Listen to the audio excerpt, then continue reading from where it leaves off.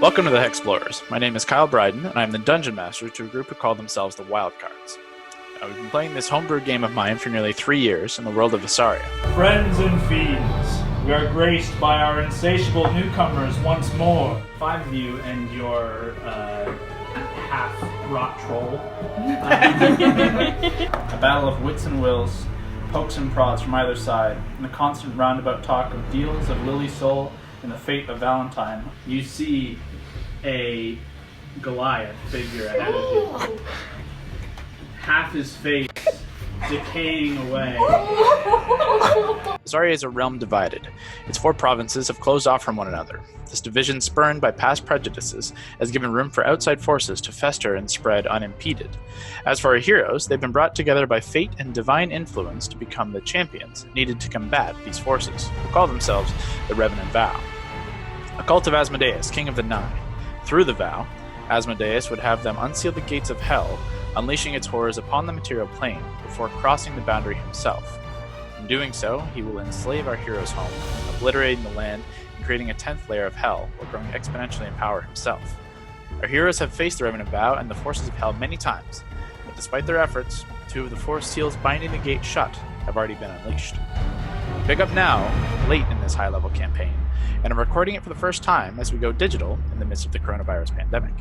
But there are still many plots to foil and adventures to be had. So without further ado, welcome to Visaria, and I give you the Wildcards.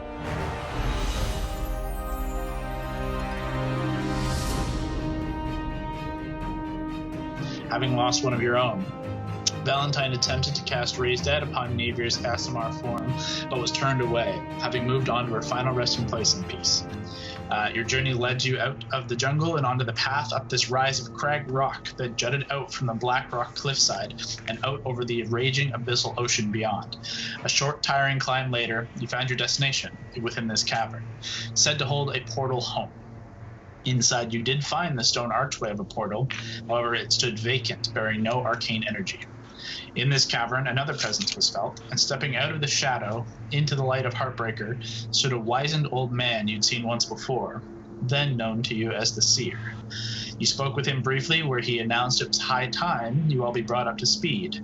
Before you, he changed, losing the image of a hunched old man and revealing beneath this glamour a tall, angelic figure of dark, silvery skin and brilliant white wings. With a wave of his hand, a twisting sensation overtook you before you lost sight for a moment.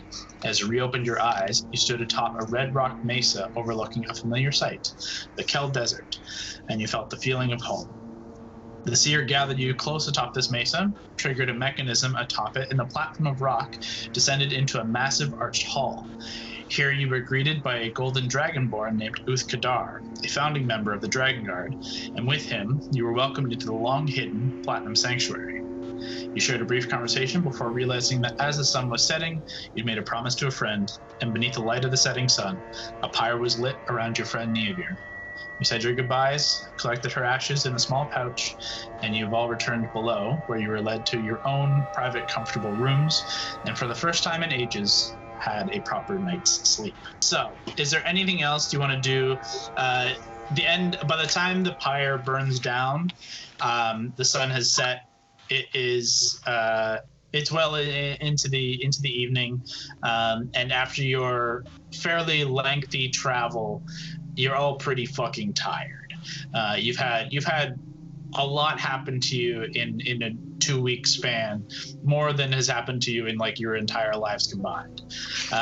So is there anything you want to do before taking the night's rest? I'll go to Gord. Hey man, you okay? You seem pretty upset up there. Yeah, I'm fine. How are you doing? I mean, I'm a little upset. It was tough trying to convince her to come back and she said no, you know? Just hate when people disappoint you. Yeah, but she's a woman. I mean, it's for herself. Oh, Gord with your jokes. You're such a prankster. Alright, you have a good night. Just checking on you. Yeah, you too. I'll take... Instead of long resting, I want to read my evil book and attune to it. You can't attune to it, but you can start putting some more time into it. Are you doing it instead of a long rest? How long is the long rest? Like 8 hours? Long rest is 8 hours. So to get a long rest, like you can basically think of it in like 10 hours by the time you're actually 8 hours of sleeping and then just kind of like waking up in the morning. There's no, exact time.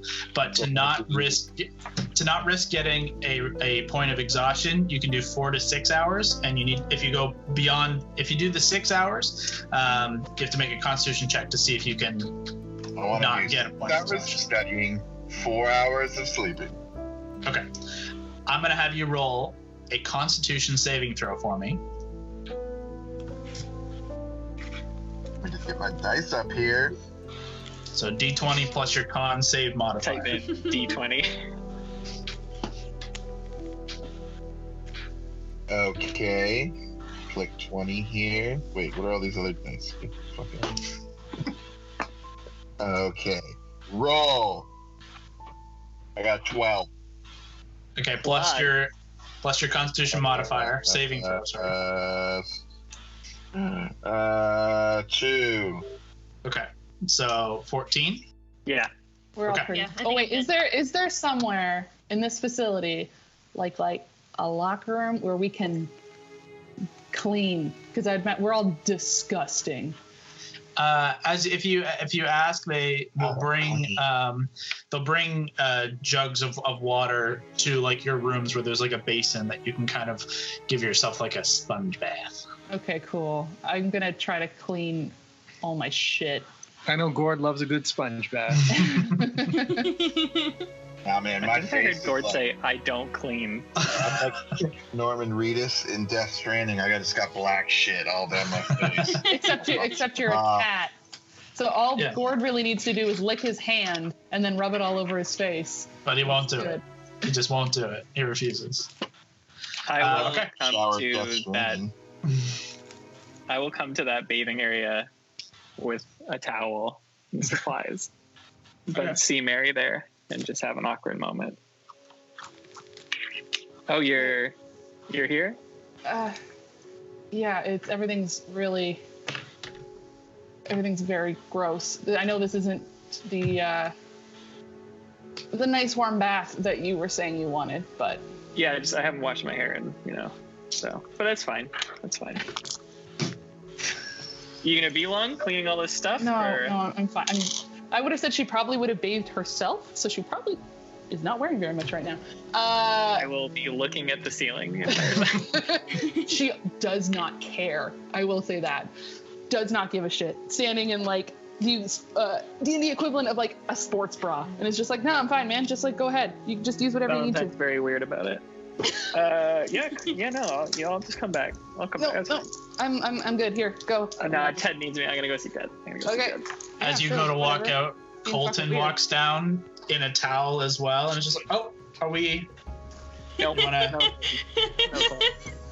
I'll get you back. no, buddy, it's all right. I gotta go see Ted. All right. Colton, Okay. if you want it, you're ready to go. I'm in. And he just whoop, goes in. Into the shower, right? It's like basically a room with warm water and a basin. It's That nothing can mean a special. lot of things. So for your evening's rest, as you get through the night, you level up. Yay! Leveling up to level 12. Yay! So, as you all go through your night's rest, bathed for the first time in a long time, sleeping in nice warm beds again for the first time in a long time. Some of you, in Gord's case, spend most of the night reading dark and mysterious things. But Mary, as you go through your night's rest, your dreams and thoughts of late have been of fear and abandon and of anger. But for this night's rest, all of that kind of washes away. There's nothing particularly insightful that happens within these dreams, but your dreams and your night's sleep are calm and warm and actually restful for the first time in a while. Alana, Your night's rest is equally peaceful, though your night, your dreams are interspersed with imagery that you've recently been shown. This old dwarf in a beautiful room, the stillness within that room, these hands covered in blood, a ray of burning light, and the cries of a newborn child. The dream is not foreboding, but it keeps coming up. It's ever present. It flashes back in your mind, and as you awake, the imagery is still fresh in your mind. And as you all come to in the morning, in your own respective rooms, the sandy stone walls are bare, with the exception of a carved draconic face, the profile symbol of Bahamut, that's etched within the walls above the bed. The beds themselves are simple, comfortable with warm white sheets. Each room has a small chest and desk with a chair, nothing especially fancy. And there's nothing within the desk or chest, just a place to store some things. But the rooms are comfortable and warm nonetheless. As the morning comes to and light begins to spill into your rooms to naturally awaken you, you notice that there are no windows, but there are these like shafts of sandstone that rise up and out of the room and into the world high above you. And through these shafts, sunlight kind of beams down through and circulates air through the room, as well as a fair amount of sand. But you'll get over that. One by one, a light knock on the door alerts you, and as you go to answer it individually, you see the angelic form of Erithal, his now angelic form of the Seer, who informs you that breakfast will be served in the gardens that you passed previously, and that Uthgadar will join you there when you're all ready. So, anything you guys are doing, or are you going to meet up? The day is yours. As soon as I woke up, I would take out my book and get a quill out and just start writing down what the hell happened to us. Just documenting what happened to us, just writing it down. Sure. And then when he knocks, I would get my stuff ready, get Fern, get Ted, because I stole him for the night, and go down to the garden for breakfast. Okay. I'm going to shadow train. You're going to what? What did you say? Shadow train. Like Shadow Bob. Like fight against the shadows. Oh. I love this new quirk of Hando. It's so good. I can prove my fighting by fighting shadows. Yeah, I got you. Okay. I love this so I much. couldn't piece together the words you said in a comprehensive manner. Okay. Yeah, absolutely. With like your multiple weapons, you're switching fast between dagger to blade, and just kind of moving and going about. The beginning of Die Hard, where that one naked guy is doing crazy yoga. Yeah. It's like that, but with blades. I'll be naked too. Yeah, of course. He's naked. Of course you're naked. Except you for not? that symbol of Pelor, Hando. Just Yes. dangling. Wearing that. Oh my god. Wearing that. That's me. Okay. That's so funny. He's taking a call. Hello. Anything else from anybody else, or do you all just meet up for breakfast on your own? I would probably try to find wherever Alexander's room is. Okay. They're in the same general area. All of you were kind of led to this area of rooms, and they're almost all identical rooms and things, so you can easily remember which one is his. Sure. I'll just knock on the door. A moment later, and you hear rustling inside, and he answers the door, looking much better. You look far less like shit than yesterday. I feel far less like shit than yesterday. Do you have a minute? Of course. Come in. Okay. Go inside, make sure the door closes. I just realized I don't know how fast things are going to happen today, and we probably won't have a chance to talk out of Colton's earshot. Thinking overnight, Raymond is the smartest person I've ever met, and Likewise. guaranteed he knows so much about us, and the way we've worked with this group so far, they're obviously not afraid to use that knowledge against us. Do you think he knows about Evenfall? I think it's highly likely but I think he can do no damage to us now. After Talia, everything is more or less disbanded. With what is left, it's but a shadow of what it once was. At most, he knows where some of my secret doors are hidden, you know? That's correct. That's correct, Scott. That's why I made sure the door was shut. Okay. Your mic's off if you said something. No. I'm eating off camera. Sorry, I don't want to be distracted. Keep going. Okay. As long as, I mean, he now knows. I'm happy we got you and Colton out safe, but now they know that works. Well, they know that what we know is that Raymond is like you say, one of the smartest men I've ever met in my entire life. He is conniving. He is uncaring of people. He will do whatever it takes to achieve whatever goals he has set his mind to. And previously that was an asset, and now it is coming to stark contrast as a threat.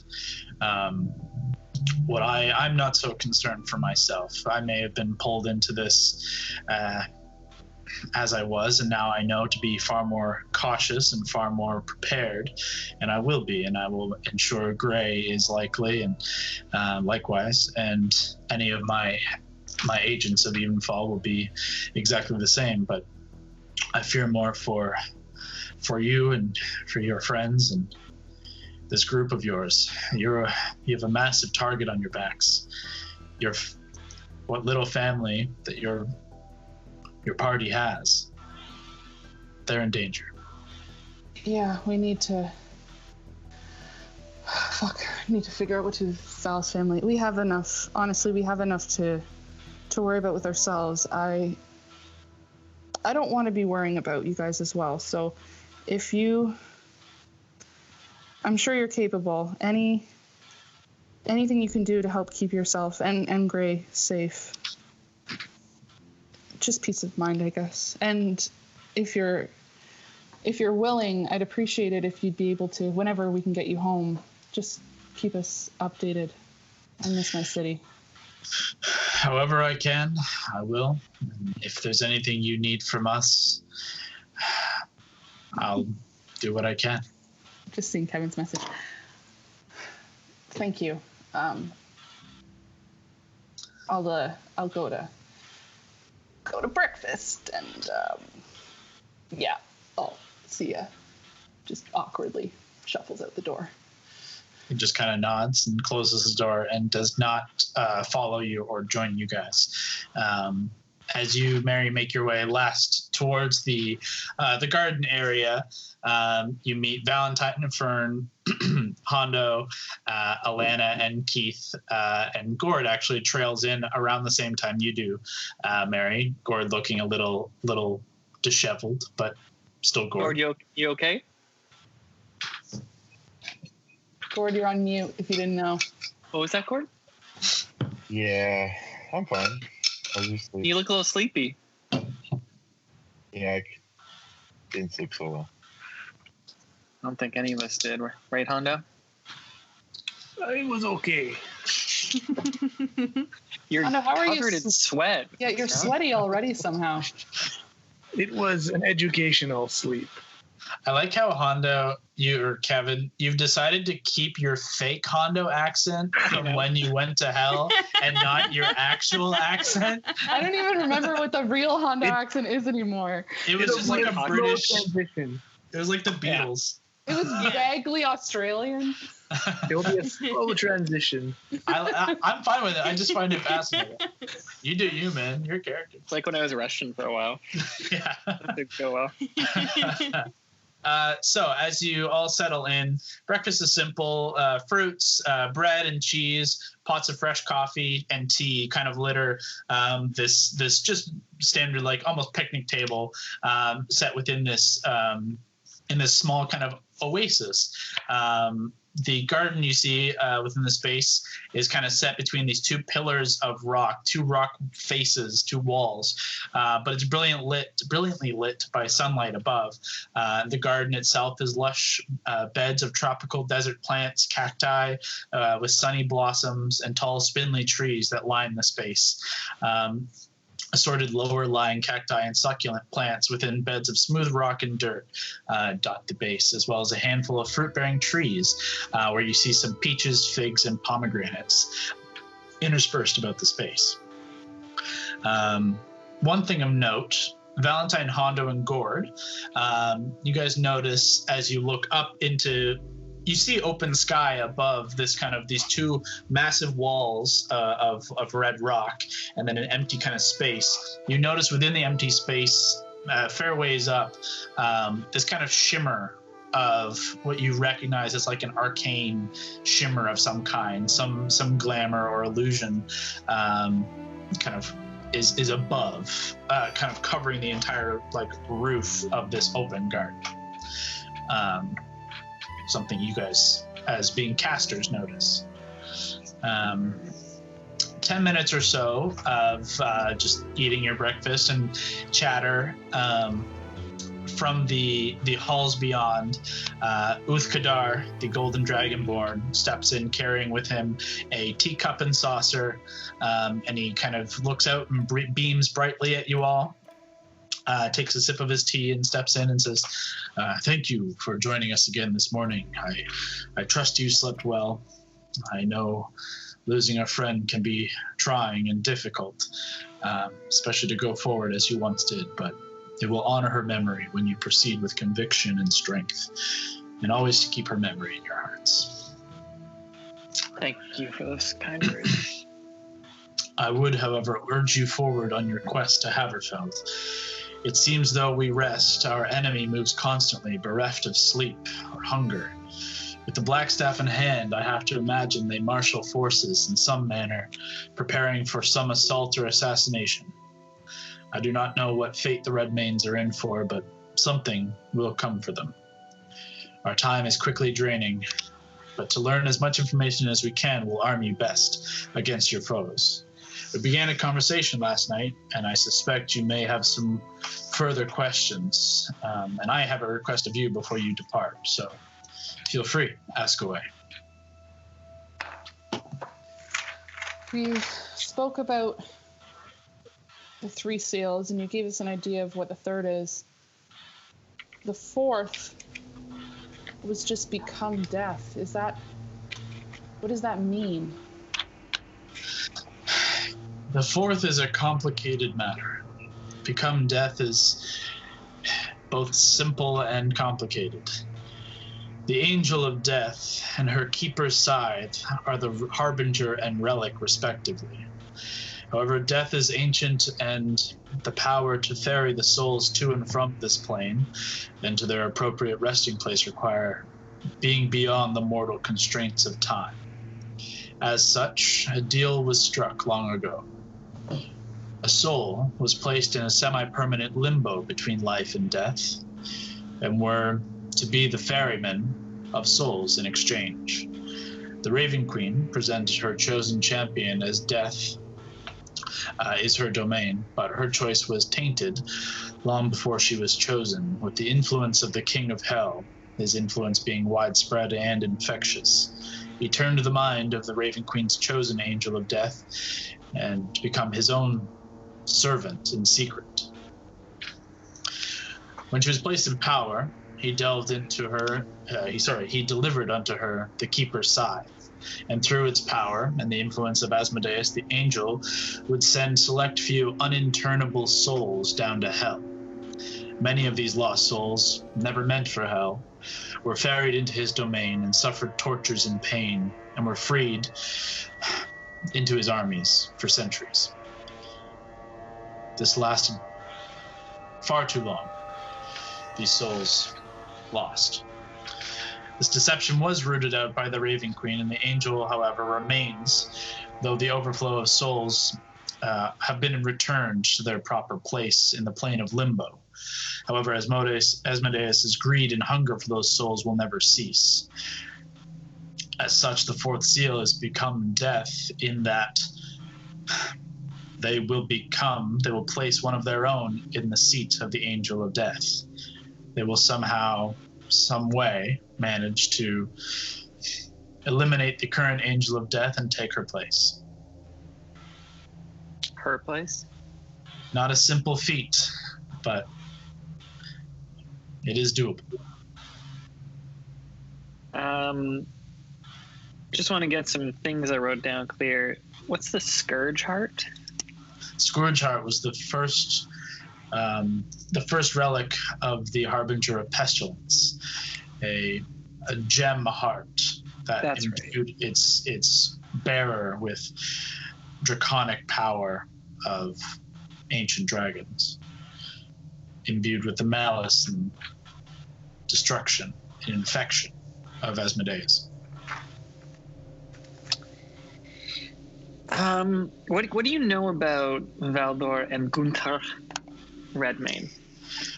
Well, Gunther has been long ailing. He's been bedridden for many years, sick with some kind of disease, a disease of the heart, of the body. He is hardly himself these days. Valdora had taken his place in ruling Haverfeld and in ruling Hammerstock,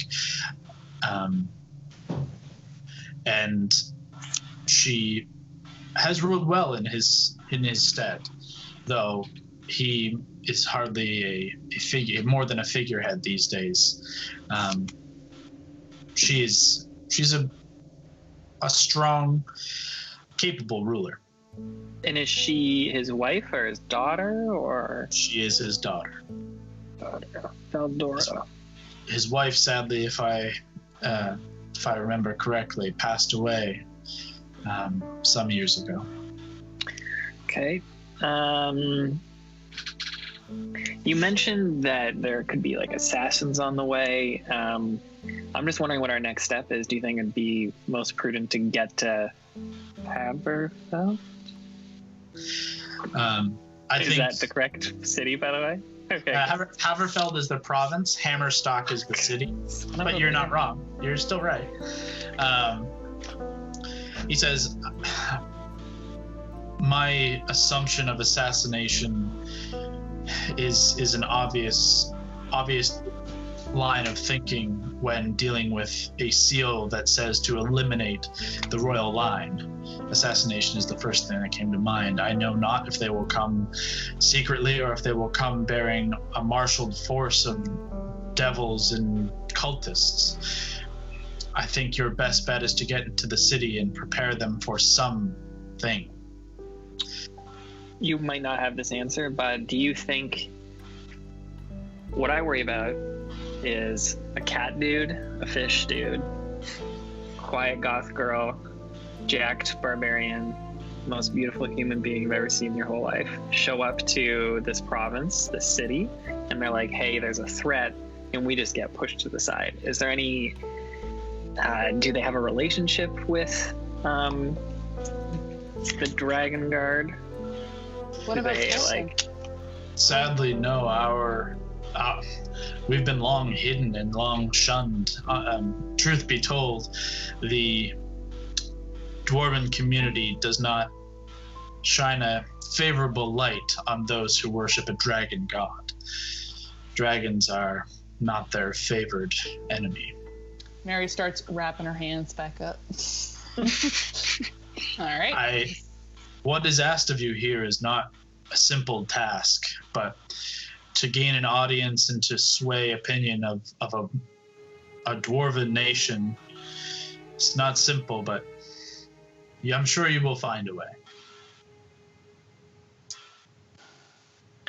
You mentioned you have something to ask of us. We might have something to ask of you, but why don't you go first? Of course. Is there any other questions you had? Or I can get to my thing? Hando, any urgent questions? Are you really a dragon? I am descended from the dragons of old. My bloodline runs very, very long. But yes, indeed, I am a half-dragon. So I'm no gonna fire. take out my dragon pipe from my bag of holding and just start smoking it nonchalantly, and not even acknowledging it or drawing attention to it. Cool. He's cool with it. I missed what you said there, Kev. What'd you say? Is there any fire? He says, I can breathe fire. That is true. It is an ability that my draconic lineage has bestowed upon me, though not one you'd like to see it. I like this guy. Oh, okay. I said I'd like to see it. What a reverse Fire in your 24 face. hours. Well, I appreciate that. I've come quite fondly to think quite fondly of you all in even such a short time. In all honesty, when we first heard about this place, I didn't expect anyone to be here. You said it's just yourself. How many in numbers did this place used to hold? What was... At our peak, we held many ferried souls, many lost souls, those who were cast aside in need of help, or our doors were open to any and all. However, our main cadre of heroes and Dragon Guard members, soldiers, to fight in our ranks, numbered in hundreds of soldiers, but truly only 10 or so champions. It's been a long time since they were here. Do the Revenant Vow know about this place? About its location?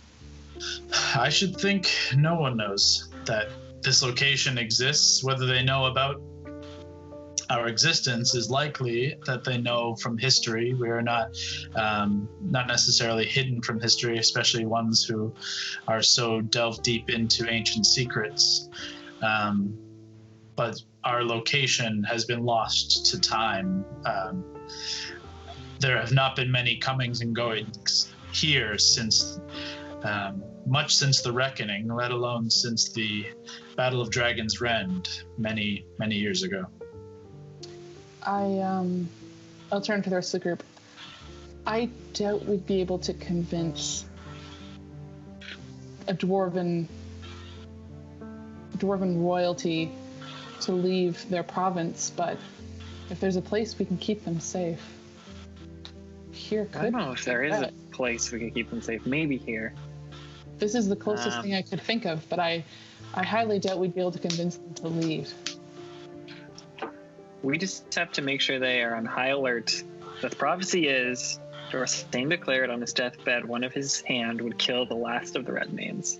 So we protect them, we make sure that they're aware, and then we try and stop whatever next seal is going to be shattered, I think. Do we take them to our lair? To our, under construction house we just bought? It might be better than nothing. I would like to go concerned about see it at some point. As much as I'd love to return to my city, I'm a little concerned of any kind of secrecy within Arendelle with Raymond out there. That's true. Otherwise, we hide them in the desert. Okay, it's a good deal. It's not a bad idea. We'll see if we can even get an audience with them. I'm wondering if... would I know... Oh, sorry, 2 questions to the DM. Were there any representatives of the Redmanes at that gala we were at that had representatives from all sorts of different provinces? Yeah, Baldora was there. Okay. So I'm presuming that she knows Colton, or has at least spoken to him. I mean, if he can, it's not going to solve anything, but if at least we can get a letter from him, if he has, I doubt he has a seal on him, but some way to put them in contact to help give weight to our story. You would know that it came up, it was around the time of that game, which was a long time ago in real time. They were there as the beginnings of kind of not peace talks or anything like that, but trying to repair repair borders, repair I don't know, the nations' opinions of one another. It's a tenuous relationship. Basically, all 4 of the provinces have kind of split off from one another and have fully introverted into their own place. Val's family is the emissaries between trying to rebuild the borders between Exander and the Vale. They were trying to do the same with Haverfeld and Arendelle, but that was the first step, and then the Blackthorn shit happened, and the talks kind of devolved from there. So you can talk to Colton and see if he thinks it would hold any sway. But given your knowledge and your whole group's knowledge of how those talks have been going and the history between the nations, you're not sure how much sway they'll have, but it's certainly worth trying to talk to Colton about. You wanted to ask something of us? I did. If it has come time for that. I think it is Haverfeld you must travel next. These seals are breaking faster than we can anticipate. At least we know the target of this one. However, when these events in Haverfeld are done, win or lose, there's still one last seal and one last harbinger to face before the end. You will need all the aid you can wield to face that particular challenge. He kind of looks around the gardens kind of wistfully and up into the open arches above towards the sun. And just kind of this glassy kind of look comes over his eyes as he thinks. He says, to walk these halls is to follow in the footsteps of the greatest heroes Visaria has ever known. For centuries, our ranks protected this realm and its people. We restored order when empires fell and quelled rebellions where chaos reigned. I have lived many ages, and in those long years, I've bid goodbye to many friends, too many friends. Champions who have fallen doing what they believed to be best for Visaria, and best for these people.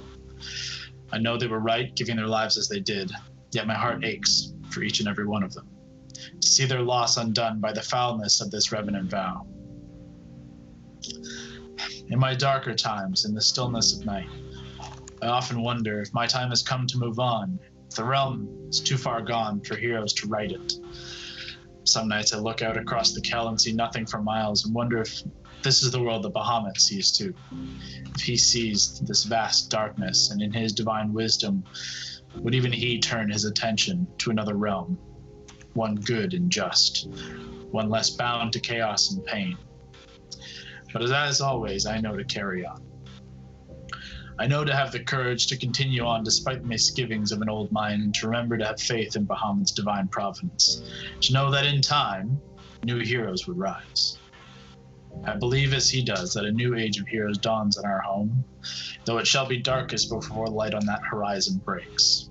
So, Wildcards. I believe so, but tell me, are you the chosen few, the heroes Visaria will need in her hour of darkest peril? Will you stand for those who cannot fight for themselves? Will you lead the charge for those beaten, broken, and damned, those who will have fallen to these demons and non-believers? If champions you are to become, then by Bahamut's guidance, I will aid you in any way I can. But this guidance and burden of heroism is heavy. Not all are cut from the right cloth. To this end, I would ask you to complete 3 trials. One of the body, one of the mind, and one of heart. For all warriors, mages, and believers, in victory over good, of good over evil, must bear fortitude in mind and body, a honed mind, and a tempered heart. By completing these trials, you'll be welcomed within these halls as members of the Dragon Guard, and you will arm yourselves against the darkness to begin your journey proper down the path of the heroes of old. This first challenge I set upon you, the challenge of valor and of might. The relics of the Fatesworn have been lost to time. Some lie with their defeated champions, some stolen and squirreled away by beast or man. To complete your first charge, you must seek out and retrieve at least one of these relics. The plate of the Valkyrie, lost in the sands of the Kell. The mighty hammer Stormbreaker and the belt of the Tempest, relics of Ragnar Stormborn, lost when he fell to the ravenous Maw, terror of the sea. the leathers of the Fey Warden that still reside with their champion in the twilight grove of the Vale. And finally, the fiery mantle of the Phoenix, once crafted by a mage in the city of Brass. She and her Phoenix companion disappeared long ago. Each relic is protected by powerful creatures whom you must deal with in whatever ways you see fit to retrieve your sworn charge. How you find them is up to you. You have as much time as you need, but remember the enemy moves quickly towards their goal. Complete these trials, prove your worth, and by Bahamut's guidance, the path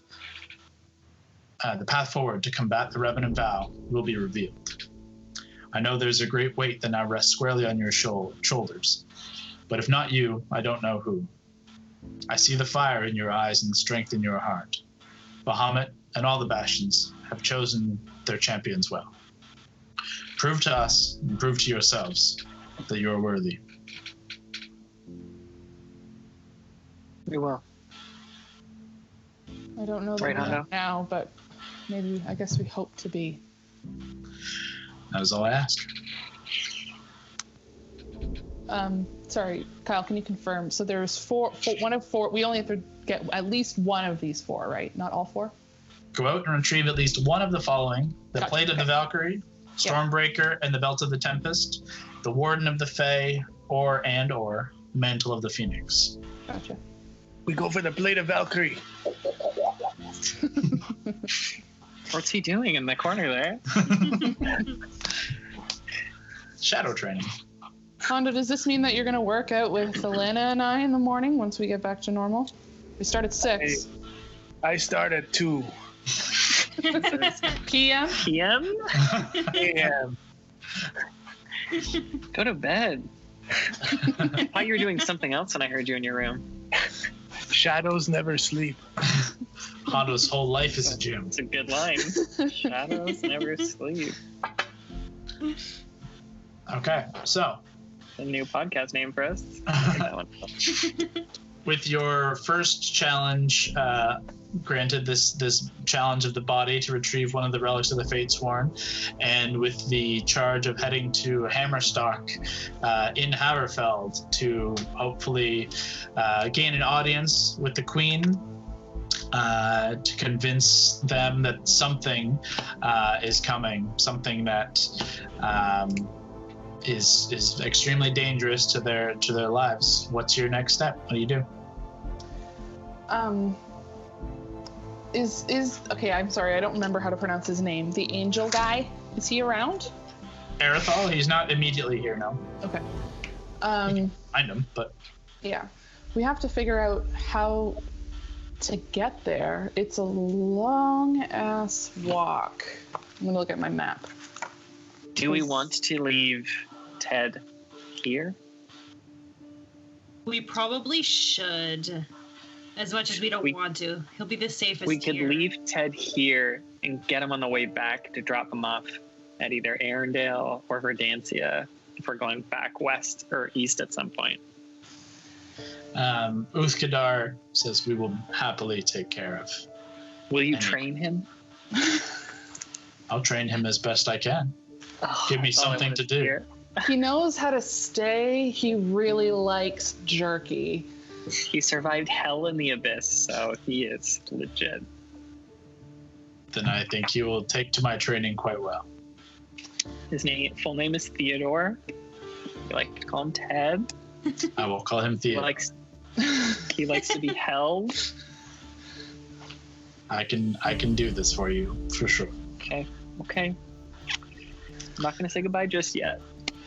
I'll slip some food to Ted under the table. Okay. Uthgadar, kind of having taken in your thought process on travel, says to travel on foot, going northwest, you would travel through the Kel, beyond Durnhold and Kaldur, and then on to Hammerstock. You will travel, could take roughly 3 weeks on foot, maybe 2 weeks on mount, though we have no mounts to offer here, unfortunately. You would have to procure them somewhere. Alternatively, Nearest one. Oh, alternatively. what Hando, were was you gonna that? say? I got a carpet. That's true. You guys do have. You guys do have. One of us remembers. You do have some means of travel on your own for sure. Good. Could we not teleport? I'm not sure. If you have the capability I to also have a new teleport, spell. It's what called spell? Fly. What's that? To fly. Ooh, daddy. All right. I think that. Make myself or anyone else fly. What level is that? 3, I think. I gotta look at it. Sick. It's a 3. Let's It's a go. 3. Ooh. I just been over here switching out mad spells. Like, we even have the cards for these? I've never even heard of half this shit. Yeah, I have the cards for the druid stuff for sure. There's so many stupid fucking cantrips I've always wanted to switch out and just never have. Well, you're not supposed to switch out cantrips. Yeah, you can't Actually, switch cantrips. you're not supposed to switch out your warlock spells either. Once you Yeah. have those, you just have them. You only just get a new one. You're not allowed to Switch out those. Just your druid stuff. Yeah. Yeah, I was just changing level 1 and 2 mainly. Yeah, for sure. That's good. It's nice to actually. That's what I was saying. I was saying to Leah, having D&D Beyond, it'll be so much easier for you to just flip through your spells rather than here's a book of 700 spells. Figure it out. Some of them, it's kind of a bit confusing. I'm like, what the fuck is message? And then I'm looking at it, I'm like, oh, that's the earrings. Yeah. Yeah, exactly. I don't think about it in that way. Yeah, that's exactly what it is. To Hondo's point about teleportation, I think. Uthkadar does say that well, we do have a teleportation circle here, and we knew I have a teleportation circle to a temple of Moradin within the Earth Ward. I don't know if it still remains. It's from many years ago, but Where did you say it leads to, sorry? it's within the Hearth Ward of the outer city within Hammerstock. Oh, that'd be handy as hell. We could try it. If you have the capability to travel by teleportation circle, I could potentially provide that. I've been reading about it, and I think I can do it. It's certainly worth a shot. Travel by foot or even by mount will take a significant amount of time, and time is not on our side. Do you have any idea of the location of, maybe we talked about this last game, I can't remember, the location of our The relics? our unfortunate friends? Where, I mean, I guess the point is somewhat moot because we know that, oh my god, my brain just went blank. We know that Raymond can kind of just be wherever he wants at any given point. I'm trying to figure out how much time we have. Raymond presumably can move himself a far distance, but typically only himself or a small group. To move a large force requires more than just one man. Do they need a large force to accomplish this? That is honestly, I'm not sure. If they were to try and take the city, to raise it and to try and bring the Redmanes down via force, they will need a significant force to take the stronghold of the dwarves. If I was doing it, sorry, keep going. This is why I lean towards a stealth and secretive attack. That's what I think too. You know what might I'd be try good and- for this, Scott? What? Awaken! We've got the time. Awaken a tree? Yeah. No, hell yeah. We'll put a tree in the royal court. They'll never Technically know. a 5th level spell. I didn't know that. I It also agree. takes I think, 8 hours. Yeah, I it think takes they a long time. would. Yeah, time. 8 hours. I mean, Why we've can't you, on a seen. side note, why can't you switch the cantrips? I'm just wondering. I don't know. It's just one of the rules. I think because Use they it so are, they're free, right? They don't cost you anything to do. The whole point is to be really thoughtful about what your free stuff is, and then have the option to change out over time. What you're burning a resource on. I think that's the thought process in game design, but That's just the You rules. can never switch the cantrips. No, Like- you can add more over time, but you can't swap. I think the idea is it's supposed to be like an innate ability that just like lives inside you. So Yeah, there's also that. Yeah, because I have some I was looking at and I was like, I don't think I've ever once used what the fuck is it? The one that like turns wood. Oh, shillelagh. Yeah, I've like never used that. So what's also difficult too is like shillelagh at low level is a fucking amazing spell, but once you got the Staff of the Woodlands, it totally negated it. Because like, why ever use that? If you want to hit something, hit them with the staff. You don't need to do anything more. So like, and that is the trouble with cantrips, is they're perfect for low level, but then as you get higher level, it's like, well, I don't really fucking need this, but I just know it. Unless they scale like our Eldritch Blast proc. Yeah. Which is Damaging spells just add more damage over time. It doesn't cost a resource. Well, I was reading one, Infestation, and I was like, man, I wish I had that. Infestation is cool. As you level up in certain classes, like actually in any casting class, you get more over time. You end up learning like 5 or 6 by the end of your level up and stuff. Trips are really, it's like if Gord learned to juggle. He just knows how to juggle. That's exactly right. Also knows how to turn wood clubs into weapons. That's right. He certainly knows how to turn wood, I'll tell you. And he knows how to touch shoulders and make them poop their pants. Real good at that. It's an important skill. I think it's literally the only thing you've ever used prestidigitation to do. Yeah, it's got a bunch of options, but like, make people shit themselves. It's a good one. That's the key one. Okay. Is there any more questions you have? You don't happen to have a way to get our friends home, do you?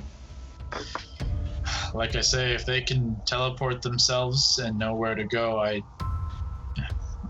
can't leave this place, and I have no way of shepherding anyone away from here. Our once lofty goals here and this powerful place has long lost its luster.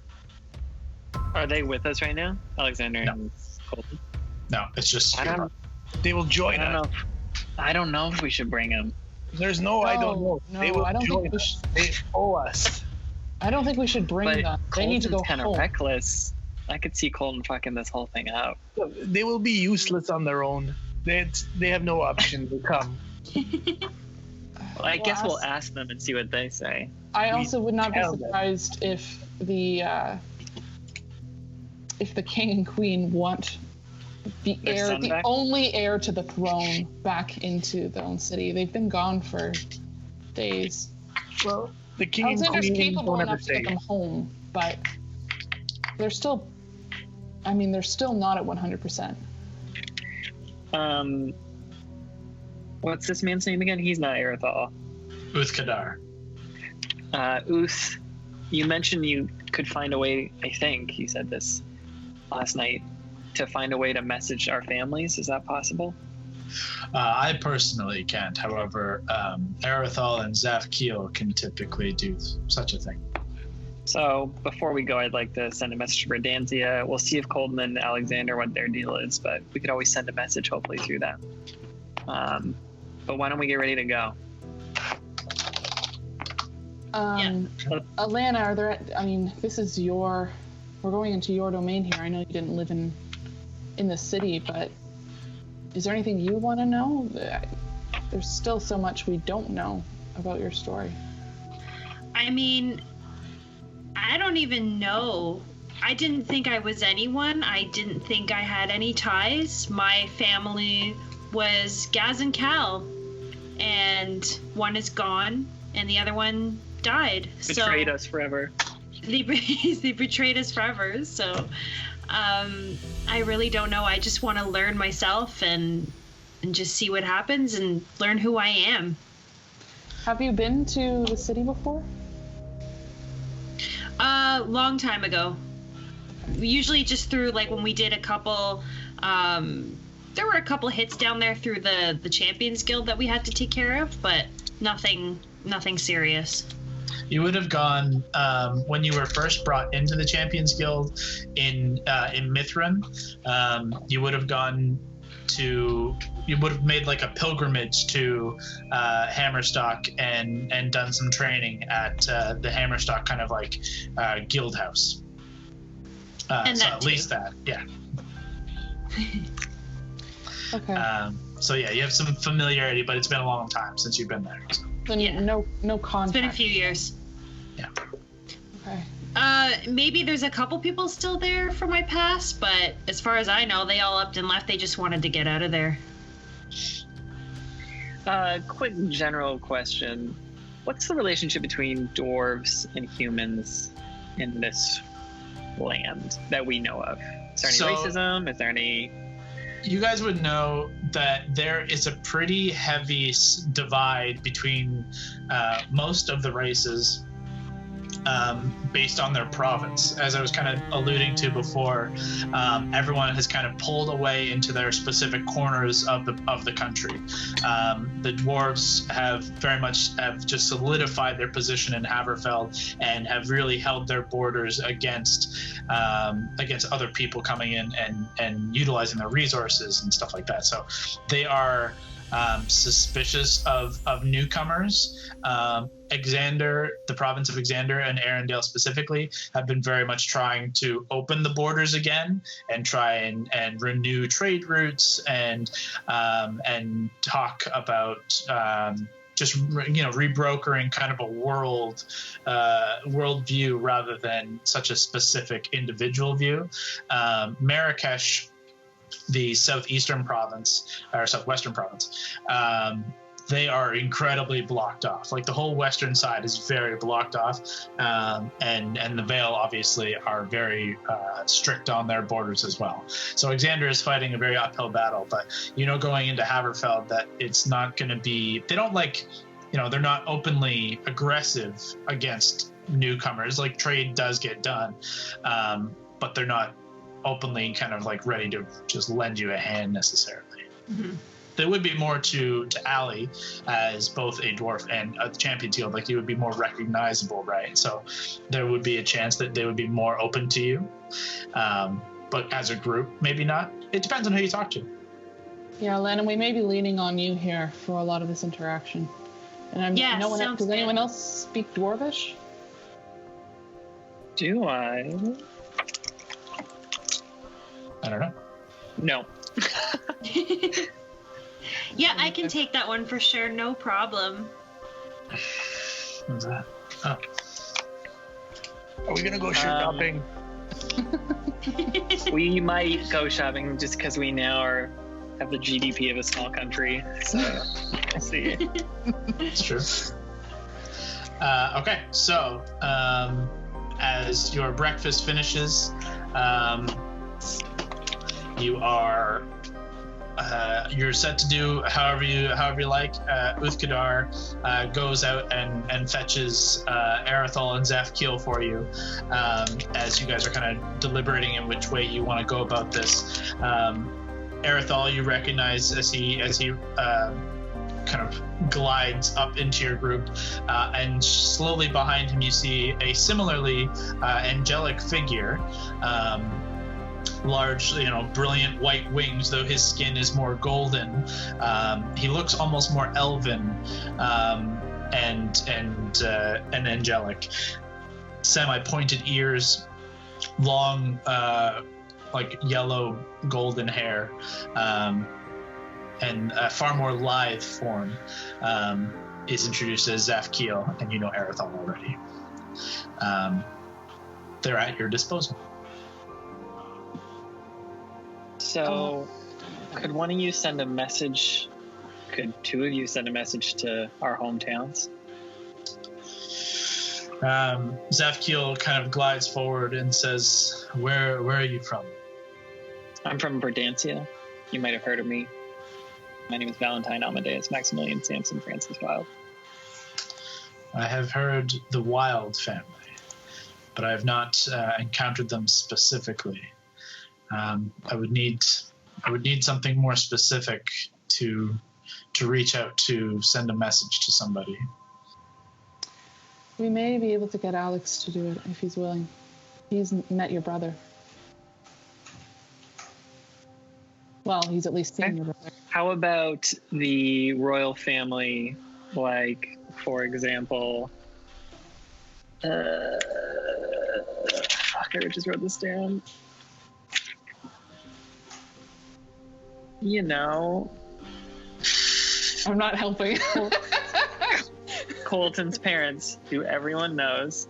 Their names are as follows. Carl. No? I want to see if he gets it. I also want to see if she Fuck, gets I it. just saw it. What page would that be? Starts with Early M, game. Scott. Zafkiel says, we have also not had contact with Malcolm Delarian or Lillian, unfortunately. Where is that written? Truth be told, we are more watchers than interacting.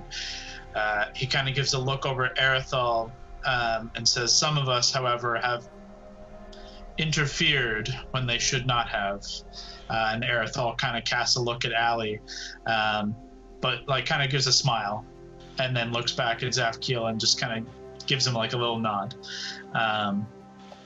And he looks back to you, Val, and says, we are sworn to guide only when needed and to watch most of all.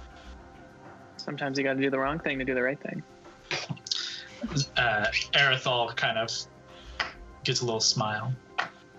Forgive me, I'm not exactly familiar with your abilities or what you may have to offer us. At this point, we'll take any help we can get, but I'm afraid I don't know what to ask of you.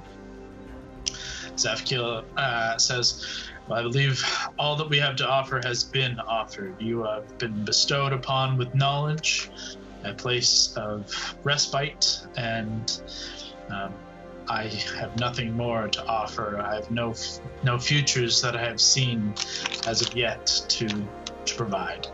Your actions are your own. We appreciate you getting us out of that horrid place, bringing us here. Erithal gives a nod. Says, I could not see you there any longer. Well, we got to ask our two other compatriots if they're going to come with us on this crazy journey. And then we're going to see if we can go to a teleportation circle and get out of here. But we appreciate one of your help. Nice meeting you both. What's the vibe between them?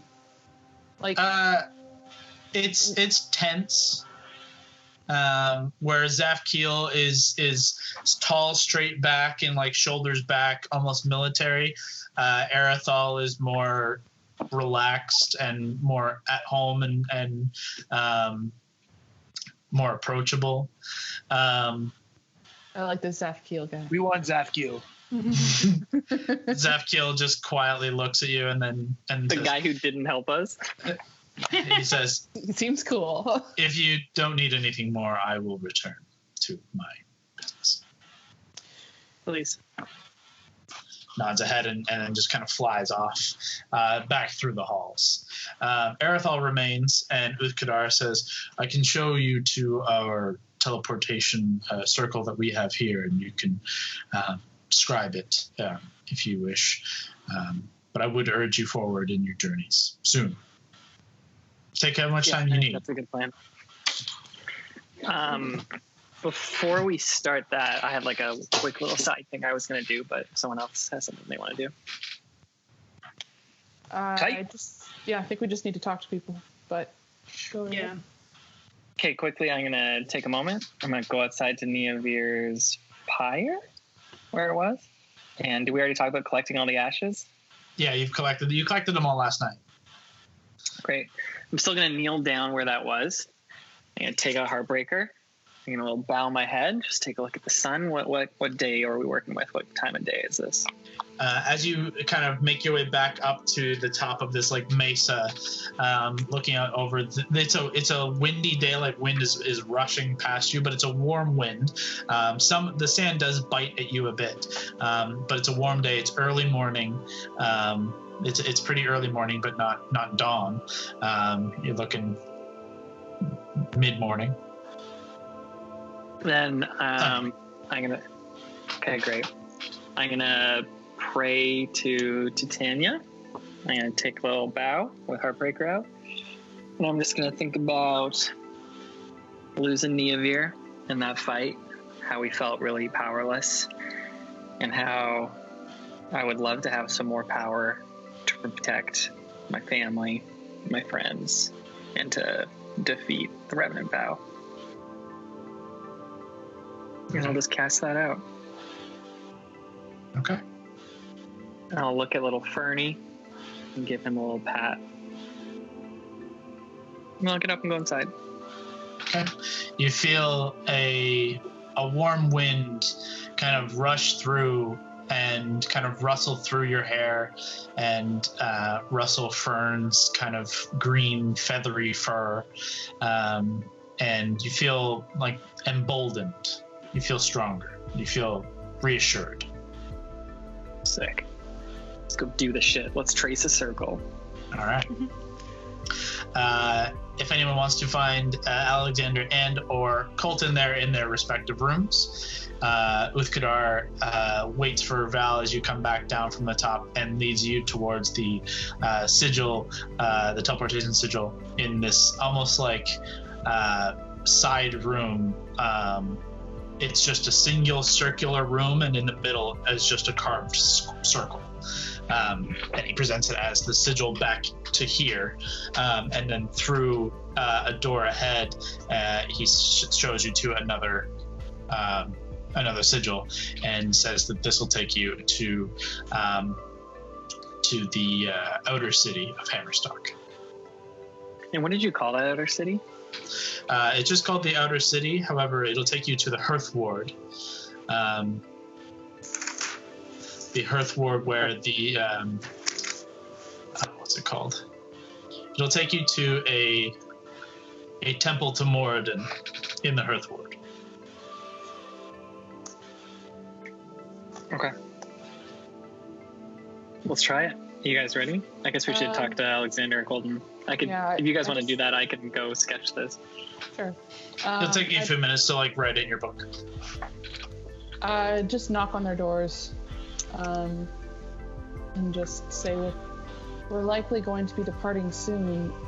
I'm afraid I don't have a way to get you back home. Alexander says, I've been in contact with Malcolm and with Lillian, and we'll be meeting with a group in Verdantia. It'll take us a few days to travel to Verdantia from where we are, but we can meet up with some emissaries from Arendelle and make our way home from there. Okay. But we think that it's probably best if we head home, especially Colton. As much as I want to be with you, it's probably for the best for his safety and for the crown to keep an eye on them, especially with Raymond out there. How does Colton look? It looks good. He looks kind of bewildered at where he's at and the things that have happened to him in such a short span of time. Yeah. But he looks like he's on the mend. Okay. I'll go up to Colton and kind of just put my hand on his shoulder and say, now that, a lot's happened and a lot is going to continue to happen. The city's going to be looking to you. And I've confidence in you being able to hold this line. You're a person who really gives a shit about the city, and I can't be there, so I'm going to need someone to help the people, especially those in Lower Arendelle, and I know you can do it. Thank you. I'll hand over.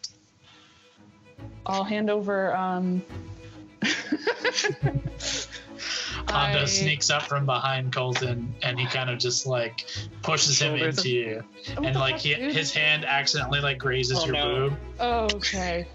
All right, that's just a little. All right.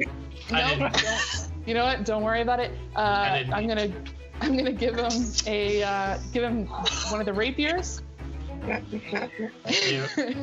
And just super awkwardly step back, and then kind of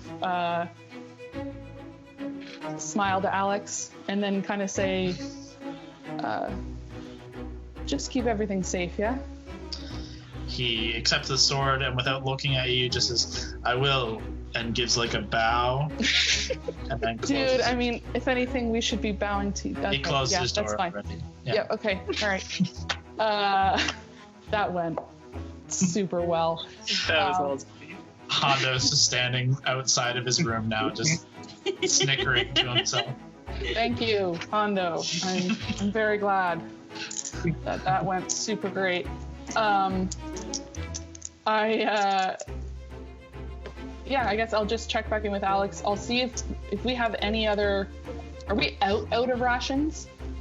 Yeah, you guys are down to like scraps. Okay. We can eat gold, baby. No, I was gonna give some. So I'll pass along. Because they had nothing on them, right? Yep. They had the clothes on their back. Okay. They got some food here at least. Yeah, I'll pass over just maybe 200 gold to Alexander. Oh, all right.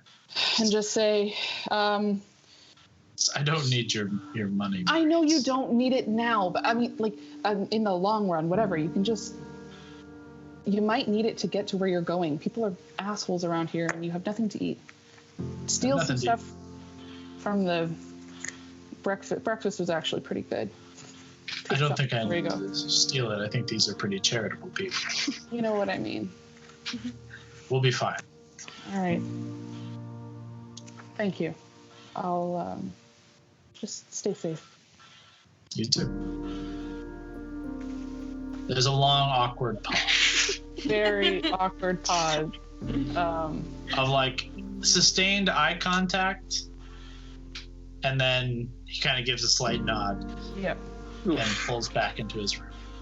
Whoa. One of those pauses that's like probably awkward for everyone else. Yeah. God, Not I'm so glad not so Valentine awkward wasn't there for that. Oh God. Ew, Hondo. Hondo, you're just watching the whole time as this And as you're this licking your lips. interaction goes down. Stare, just deep stare. You're just Drax from Yeah, just Guardians in the background. All right, let's get this up moving. oh shit. Oh, that froze. Everything froze for a second. That was weird. Well, how'd you do a cute little cactus emoji?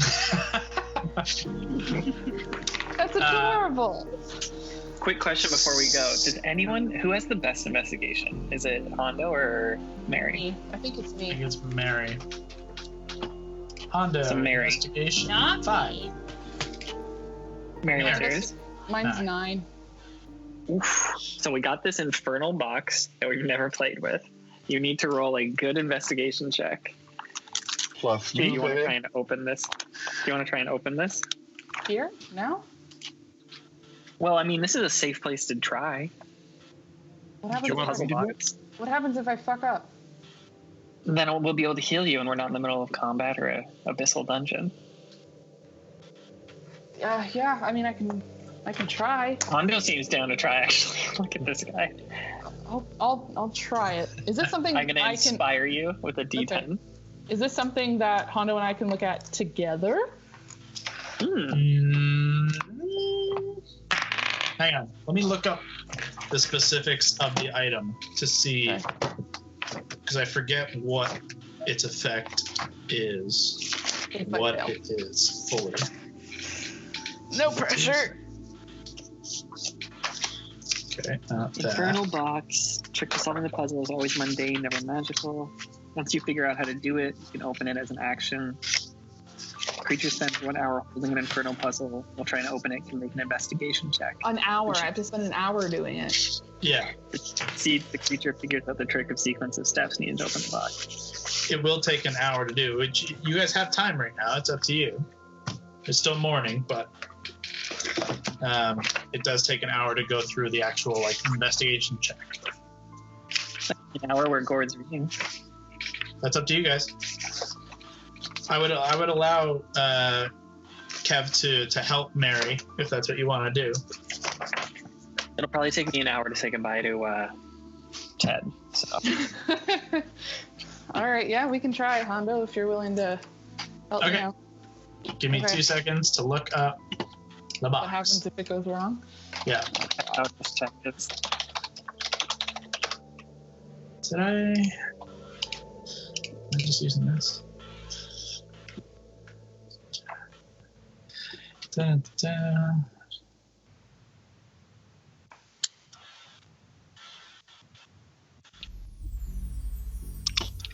Oh, yeah, okay.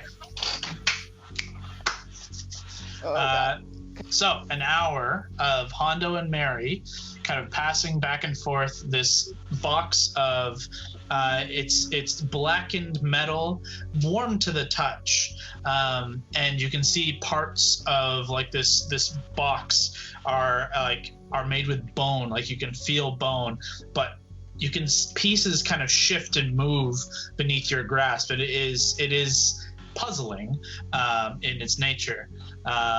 Mary, make your investigation check with advantage with Hondo's assistance. Oh god. And Okay. a D10. And a D10 for inspiration. Plus D10. Okay. So I don't have to roll anything. No, you're just No. helping Mary. You're giving her advantage. Okay. The first roll is a 10 plus Okay. 9, so 19. Second roll is much better. That's a 16. There you go. 17, 18, 19, 20, 21, 22, 23, 24, 25 plus 29. You guys spend the hour and you look over this box and you're really close. Oh fuck. You're incredibly close. Like some of the pieces you got to click into place and that opened up another part, and like you're almost to it, and then something goes awry and a couple pieces undo, and it didn't work in your favor, unfortunately. Really close, like 1 dice higher. That probably would have done it. Great. Okay, we'll just try again some other time. All right. Yeah, here, put it back in your bag. I don't like the look of this thing. I'll shove it back in. Kyle, are you okay with Brock or Gordo taking another hour off his book there? If that's what Gord does, absolutely. Gordo, do you want to take Yeah. There you go. There you go. Question for you then. Are you doing that, like, are you going to your room? Are you doing it just like where everyone else is? Are you... I'm doing it secretively. It's okay, so you're in your room or somewhere where no one sees you reading a dark, mysterious book. I love these laughs. They're That good. sounded good. Okay, then yeah, you knock off another hour. You're at 11 hours. How many do I need? Like 40 or something? 80. Oh my Oh god. my god. It's gonna take some doing. You guys Well, need some slowly but downtime. surely. You guys need some downtime. Okay. If you guys all gather together, I say goodbye to Ted. Ted is he's well fed now, and Uthgadar has been just like giving him pieces of pomegranate, and just seeing what kind of fruits he likes. But he's well taken care of here. But he cries a single sad owlbear tear. Oh, Ted. His eyes get all watery. Scritch him under He gives the you a neck. little Puss in Boots stare. Can't take it. Just pat his little head and say, "We'll be back soon, Teddy." And then I'll go and start casting the teleportation circle. He says goodbye. He learned his song. He loves us. Okay, you're casting teleportation circle. Yeah, let me see if I can pull up my spells here. I changed my view. Let's see here. Oliver. Oh, sick. Cool. Oh, it's only 1 minute. I thought it was 10 minutes, but still. So, over the 1 minute cast, you hold tight to Heartbreaker, and rather than draw it on the ground with Heartbreaker, you trace it, and as you begin to trace, like a sparkler, the line remains where you draw Heartbreaker's light, and slowly over 60 seconds. This 10-foot diameter sphere or circle on the ground with these intricate runes begins to and suddenly with a final all of you are shunted into another space. Your former scenery of these gilded halls and this sandstone room now replaced by a small sitting room, and I need everyone to make dexterity saving throws. Ooh, shit. First roll of the night for this kid. Let's go. That D20. Yeah, 20 plus dex save. Does Hando have advantage on dex saves or just stealth saves? Yeah, no, not advantage on dex. He has a bunch of abilities for dex saves, but not advantage necessarily. Shout him out when you got it. It's dex? Yeah, dex save. I rolled a 25. Yeah. 19. I rolled 8. 8? Okay. Raleigh. 19. Ooh. Hondo's got a 4. This is hilarious. But your dexterity save is a 9, so it pulls you up to a 13. Attaboy. Is it a 9? Oh, yes. Yeah, not your dex mod, your dex save. Okay, yeah. Brock, what'd you roll? 19. Oh, you're fine. And Mary? 19 as well. Okay.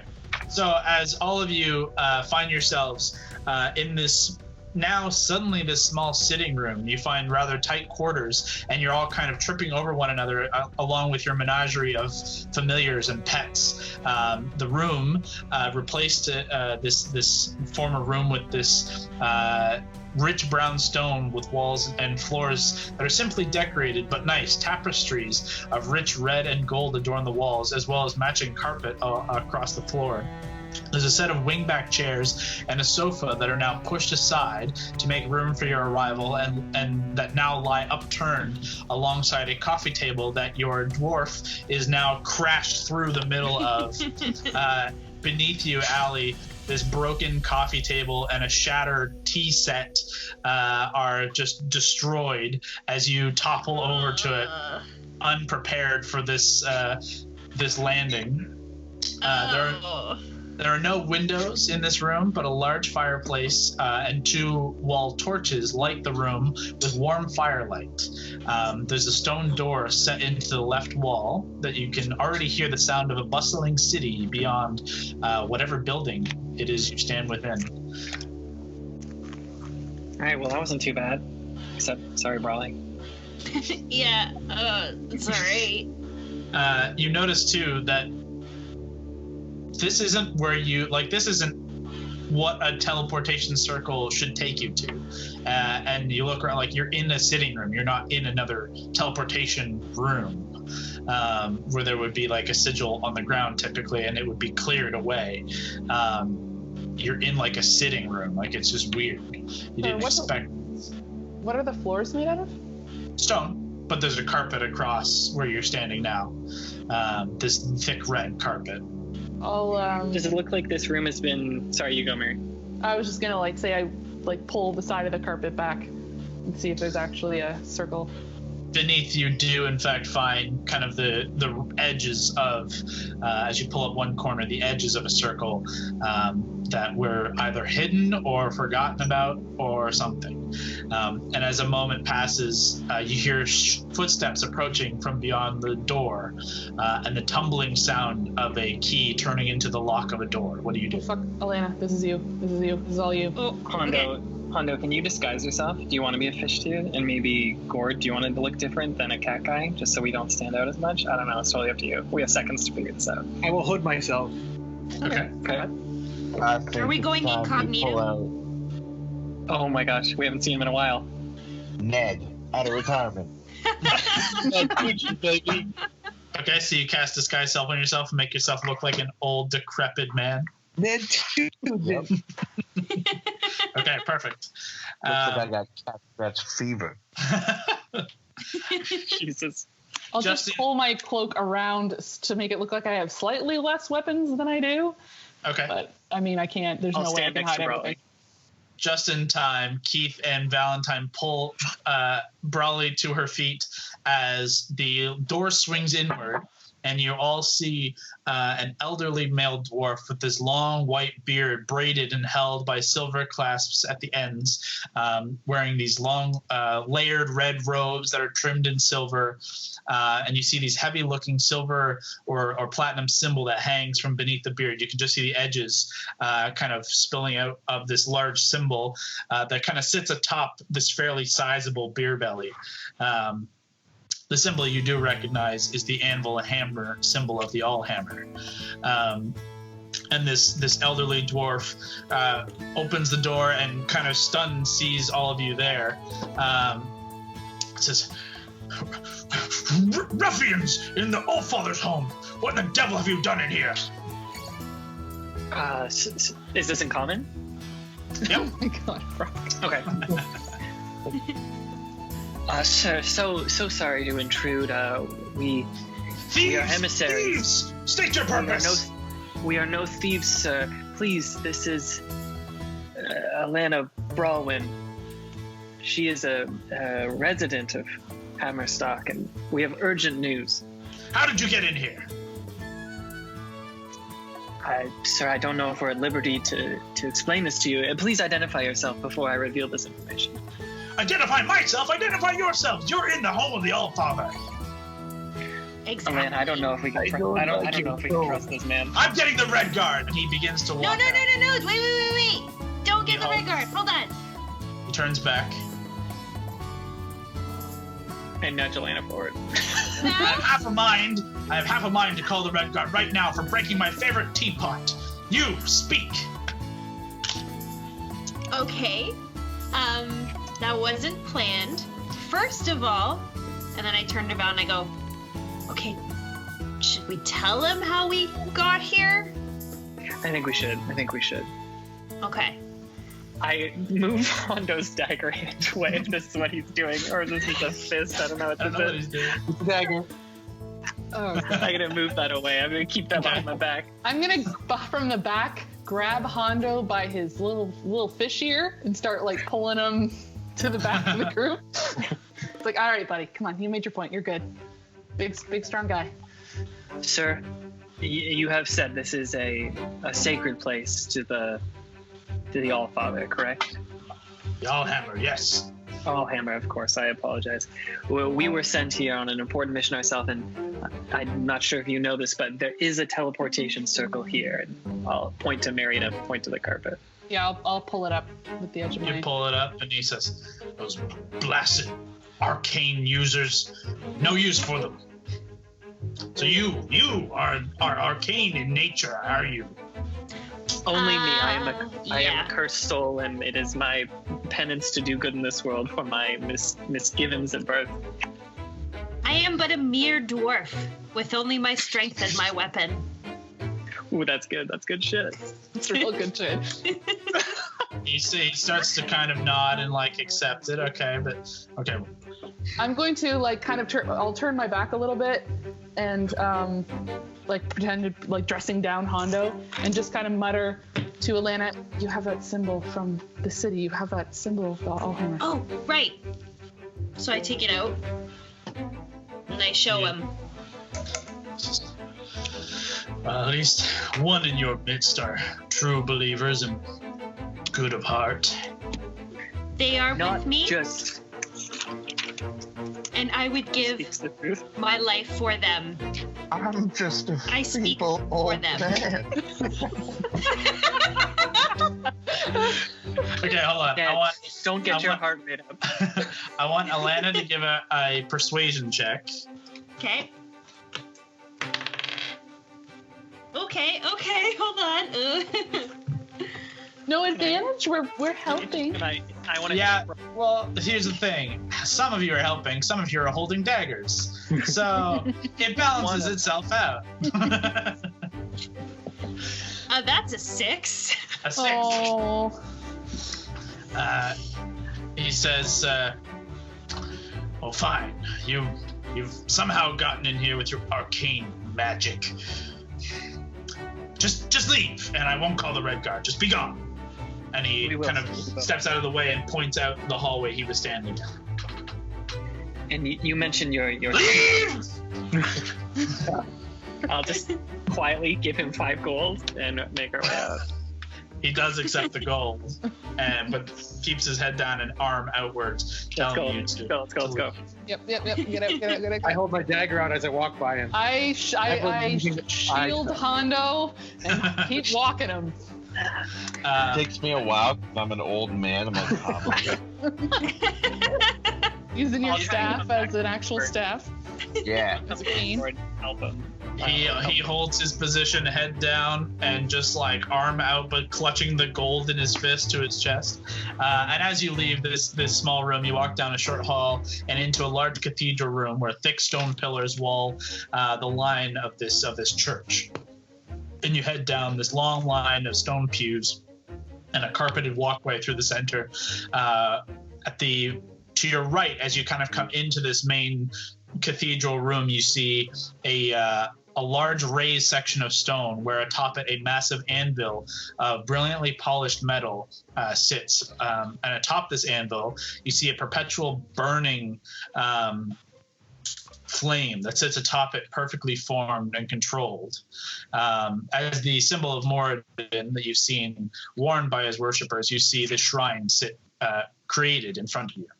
However, as you rush through the end of this hall and past the pews, through an open set of doors, and out into kind of an entry section, and through open double doors out into the sunlit exterior street of the outer city of Hammerstock. Hastily, you make your way out of the church and into the bustling streets where you get to your first view of the outer city. The capital of Haverfeld, you see, has been built high in the mountains, and you look to the northwest where you see the Frostfeld Mountains, these massive rising high mountain tops in low-lying cloud tops.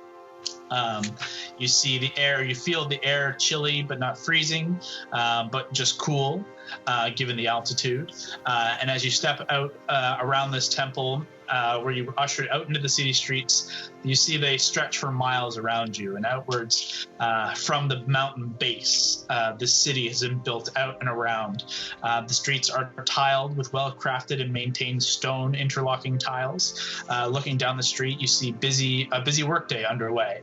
Dwarves in various states of cleanliness moving about the streets, many wearing heavy jumpsuits and belts laden with tools of the mining trade, others bustling about with mountain goat-drawn carts that are piled high with rock, ore, and precious metals. The buildings along these streets, you notice, are constructed nearly identically, simple and subtle, accented with sharp lines and patterned with expert workings of geometric edging.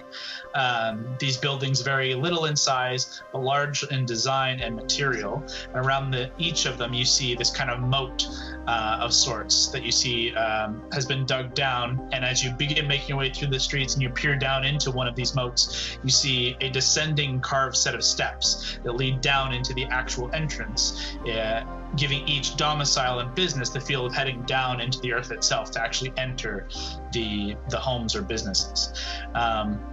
You see the presence of the Allhammer's craftsmanship and worship is present in most every surface of the street, and the temple that you just left has been constructed with greater care and cost than most every other building here.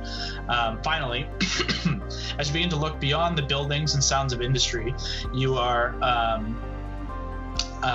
look northwards towards the mountain itself, and built up along the left flank of the mountainside, you see the western side of the city, a different construction up along the mountainside of homes and structures kind of built within the wall of the mountain. And continuing along this mountain face, there's a second point of interest. Rising out of the central peak of the mountain, you see it like a tip of a spear, this long angular peak of stone that juts out over the central portion of the city. You're not directly beneath it, but you are but nearly beneath the very tip of it. You can see it almost looks like a pride rock rising out of this massive mountain over top of the city. And Alana, you would know that the Red Keep resides atop the stone anvil, which is this formation. And the Red Keep resides where the anvil and the mountain itself meet. It sits atop, overlooking the outer city of Hammerstock, sorry. But you are in the midst of a busy, active street in a dwarven city. What do you do, Wildcards? Hando, I know you want to shop for the next 5 days, but why don't we go to the Red Keep first before we do something like that? There's only one thing that I want, and it is a ring that will allow me to speak any language. Oh, okay. Okay. Well, we could put some feelers out there for that. I bet we could find something like that. Lots of feelers, lots. I know you're very feely, so let's keep going towards the Red Keep. I would just say, Hando, not singling you out, but singling you out. If we want to get in good with these red mains, let's not pull a dagger on them, because we want to win their trust first. Of course. If they threaten us, I will not stand back. I understand. They'll probably be a little... The guards will probably be a little alarmed, maybe, but let's just see how it goes. Very well, very well. Oh, fuck, we should have got... Do we want to get a cover story here? Like, do we want some... Well, this is what I'm thinking. We have a relic of Tauren Cragjaw. We have his fucking javelin. And he seems legendary. So what if we say you are his chosen champion? You have it. It chose you. We just hype you up as we get there. And then we have an urgent message for the Red Mains. This is good. I like this. Okay. Do we, well, I guess no, we probably wouldn't know anything about the way that the stuff is structured here in terms of hierarchy and who we'd have to talk to get to talk to somebody and all that stuff. I feel I would know that, though, if I have frequented... Sorry, can you say again? I'm just going to go... Oh, you go ahead, Leah. Oh, I think we're talking about the same thing, but basically just like who the, what the appropriate line of contact would be. Like, obviously you're not going to be like, hi, we need to talk to directly the king right away. Like, there's a few levels before that. And I'm not sure if any of us know where to start, but then Allie was saying she might have the best idea. So she would know that, as with kind of, I mean, all of you would know that trying to get an audience with a royal family is not as easy as walking up and saying, hi, can we talk to the royal family? There is typically a process of proving you're worthy to talk to the royal family, or proving whatever you have to talk about is of worth.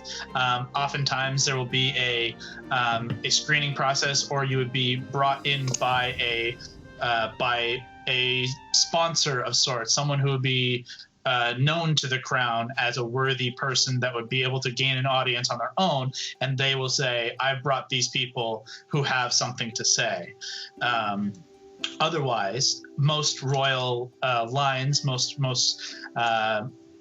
throne rooms will have a general commerce, a general council bay where anyone can come in and talk to the crown and try and present their problems and present legal matters, and they will get dealt with then. So that's what you would know offhand, Allie, and what everyone kind of gets from like living in a royal society. So take that how you will and proceed as you will. With two of our members gone to the bathroom, and I have to go to the bathroom, let's take a quick break. We're back. So you guys are heading through the city streets of Hammerstock. Where are you going? Mary, tell him the plan. Oh, yeah. Alana, you've been here before. Yes. And we know... Sorry, I don't have the right headphone in, so you guys can hear me properly. Oh, with the mic on it, it's over here. That's better. Oh, no.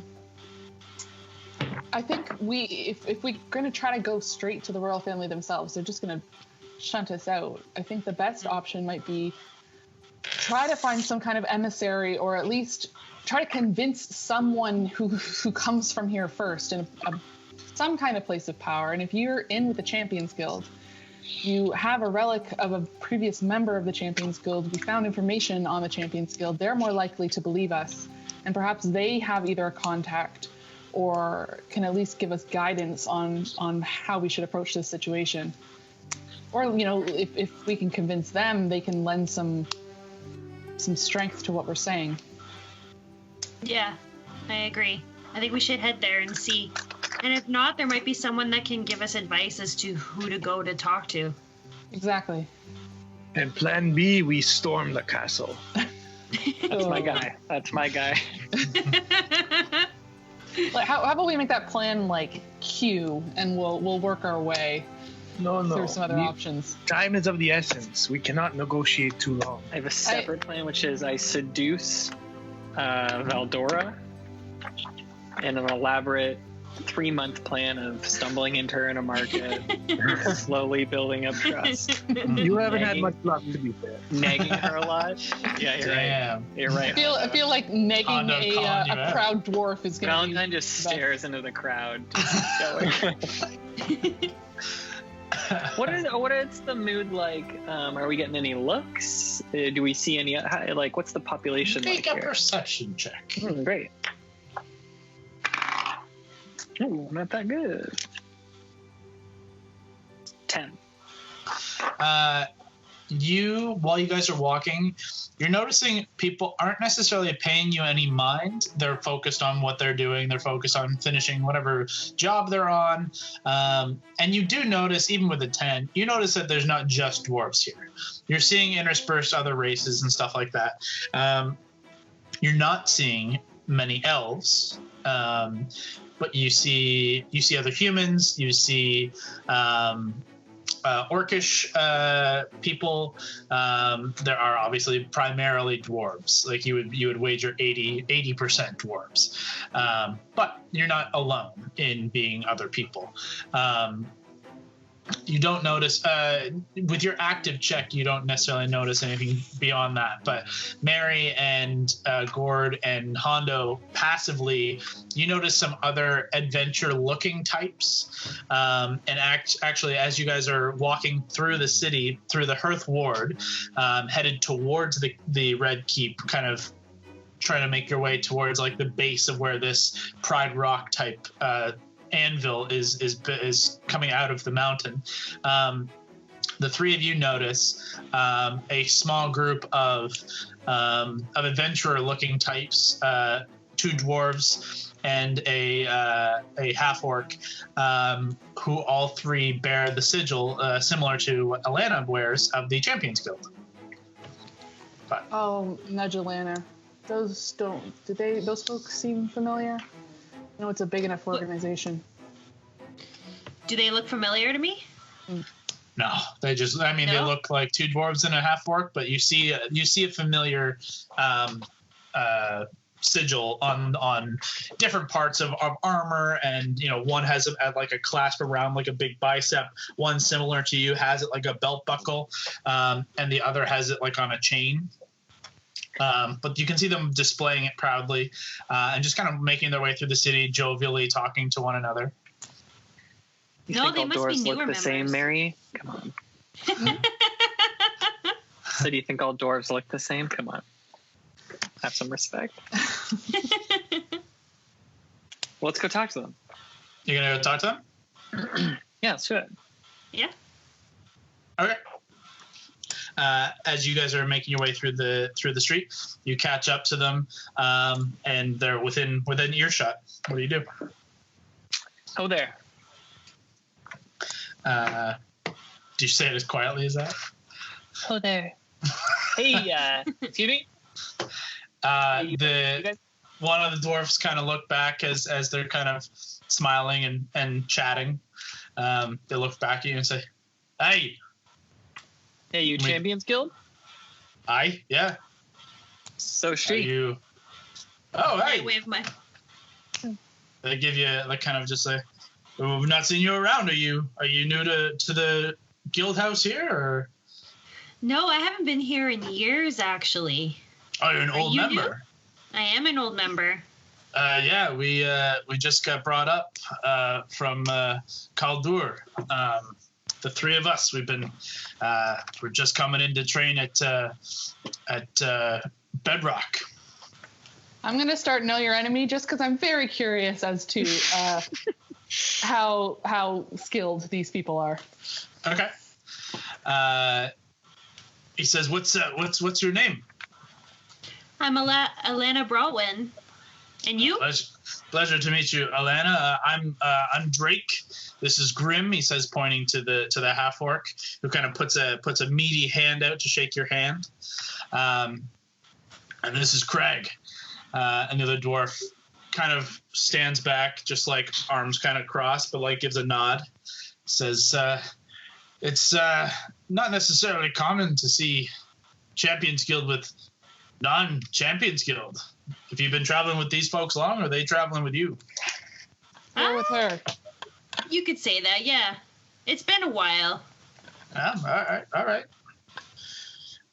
What brings you to the city? This and that. Just kind of feeling a little homesick, so I wanted to come back and thought I'd bring my friends with me. Well, yeah, nothing to cure your homesickness like coming here for a pint and having a good old time. Well, if we got to get going back to Bedrock, but hopefully we see you around. Hey, who runs Bedrock? Who runs Bedrock? This fucking guy. The Battleborn clan. The Battleborn. They both, like, all of them are kind of looking at you, Alana, like, is this guy a fucking idiot or what? And I just kind of look back like... He steps forward to you and says, listen, the Battleborns are kind of a big deal. Rune Battleborn takes care of Bedrock here in the outer city, but the Battleborn clan they're fucking legendary. And you're looking at me like, I'm what? I haven't explained everything to them yet. We just got here, actually. Are they good singers? Clearly. Is that why they're legendary? But thank you. We needed a little history lesson. It's one of the things I almost forgot to mention. We'd love to go meet them. Why don't we go with you guys and go meet Rune and the other Battleborns? Well, you won't meet the other Battleborns, but you might meet Rune.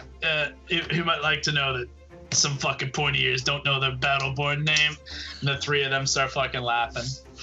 Come on! Come on, we'll show you the way. And they start walking off, kind of laughing pretty loudly. I'll lean over to Alana. What the fuck is Bedrock? You would know Bedrock is like the training grounds for new recruits to the Champions Guild within Hammerstock. Did I just get racially profiled, guys? I'll whisper that to Mary. There's a lot of that over here. Okay. Yeah, okay. I'll keep my cool. They shouldn't see Hando, though. They're going to lose their shit. They had no reaction to Hando. Oh, fuck. Or an elderly man. Okay, let's go to Bedrock. I'm just going to grab my other headphones because they're dying. Keep going, though. Okay. They lead you through the city, and not far from actually where you guys are already at. You're kind of central within the larger outer city that kind of sprawls around the main base of this mountain, this main mountain structure. And they lead you down towards the same line, towards the Red Keep, and around a couple of turns of a pretty straight, like gridded like street. And you come across a large kind of training grounds and barracks. You can see a couple of small houses, one larger main guild house that's all fenced and guarded in by tall walls, though within each wall there is kind of an open gate. And the three Champions Guild members, they start walking through one of the gates and throw a hand up, just like, come on. And as you enter into this kind of outer barracks area, you see a bunch of kind of straw scarecrows filled with, like burlap sacks full of hay and straw in humanoid forms to use as target practice or weapons practice. You see a couple of other people just kind of training and shooting the shit and playing games, and there's two guys like arm wrestling over in one corner.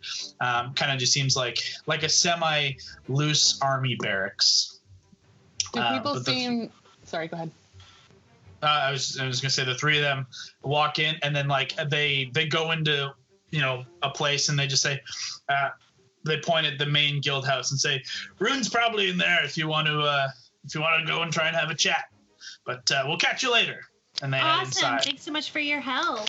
Take care, Alana. Nice meeting you. Yeah, Nice to see you, Alana. pointy-eared bastards. Me too. Am I right? Bye, Alana. Did they not hear me? Did they not? Welcome to being invisible. You get used to it as a human. What is that? I'll look around at people who are like training. They seem like they're like, you said it's loose. It's more like jovial. I'm assuming it's people shooting the shit and. Yeah, over your study of the three who you were walking with, and then quickly associating the rest of these combatants outside, you can tell they are know your enemy tells you levels of fighter, and it's just more of like it's whether they're you. It's just compared to me. I can ask, I get 3 things or whatever, but I can say, or 2 things. Let's just do total levels or level of fighter. But I mean, I'm assuming it's lower, but it's just higher or lower. That's all it is. Yeah, you can tell they are low-level fighters, but trained fighters. Like they can handle themselves in a fight. They can handle blades and weaponry and armor and shit like that. They are nowhere near your guys' level. I should have kicked the shit out of them then. You can tell they're hardy. They're strong. Not exactly intelligent, but they are skilled, and that's what matters. I'll look around to the setup and all the people who are kind of like training but half goofing off, and lean over to Alana and say, is training always like this here? Is this so... Oh yeah, this is normal. Sometimes it's even more aggressive, actually. I'm surprised Mary, it's not. Mary, what was your training like? Oh, nothing. Very different. How on earth do these guys learn discipline? And it's just like fascinated. Not really paying attention to anything else at this moment. Let's go to that side room. I want to talk to Rune. Okay. There's a taller, obviously more well-crafted guild house where you can see atop in big heavy letters the Champions Guild house, and then beneath that in bigger letters the name Bedrock has been kind of etched into the stonework of the lindel of this doorway into the guild house. As you make your way in, do you knock or do you just enter? The door is closed. Is there a secret knock? There's not a secret knock No, there's nothing that you would know of offhand. There's no necessary like greeting process for the Champions Guild. They are, as a dwarven people and as a dwarven like group, typically it's pretty much what we just had. Like it's just kind of jovial and fucking about, but like respect and honor is big in other Champions Guild members. Right. I'm gonna put a hand on Brawley's shoulders before we knock and say, remember, these are your people. This is your place. No need to be nervous. You belong here, and we're going to do great. We're going to figure this out. I'm going to inspire you. So it'd be a D10. Thank you. Oh, thank you. As you guys, that lasts for 10 minutes. Just keep that in mind. Okay. So as you guys are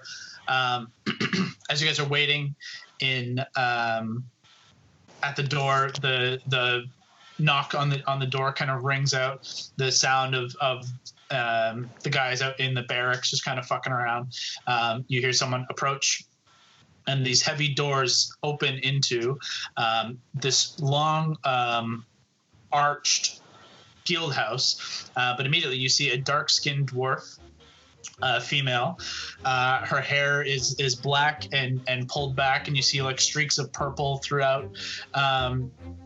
She has like a bright kind of cheery face, bright eyes, and is kind of wearing just like simple leathers, still like armor, but more, I don't know, comfortable looking armor. It's difficult to explain. A lot of hides and like furs, and she kind of looks at you all, looks at Allie out front, and says, "Hey, can we help you? Your Champions Guild. What do we got here? What's going on?"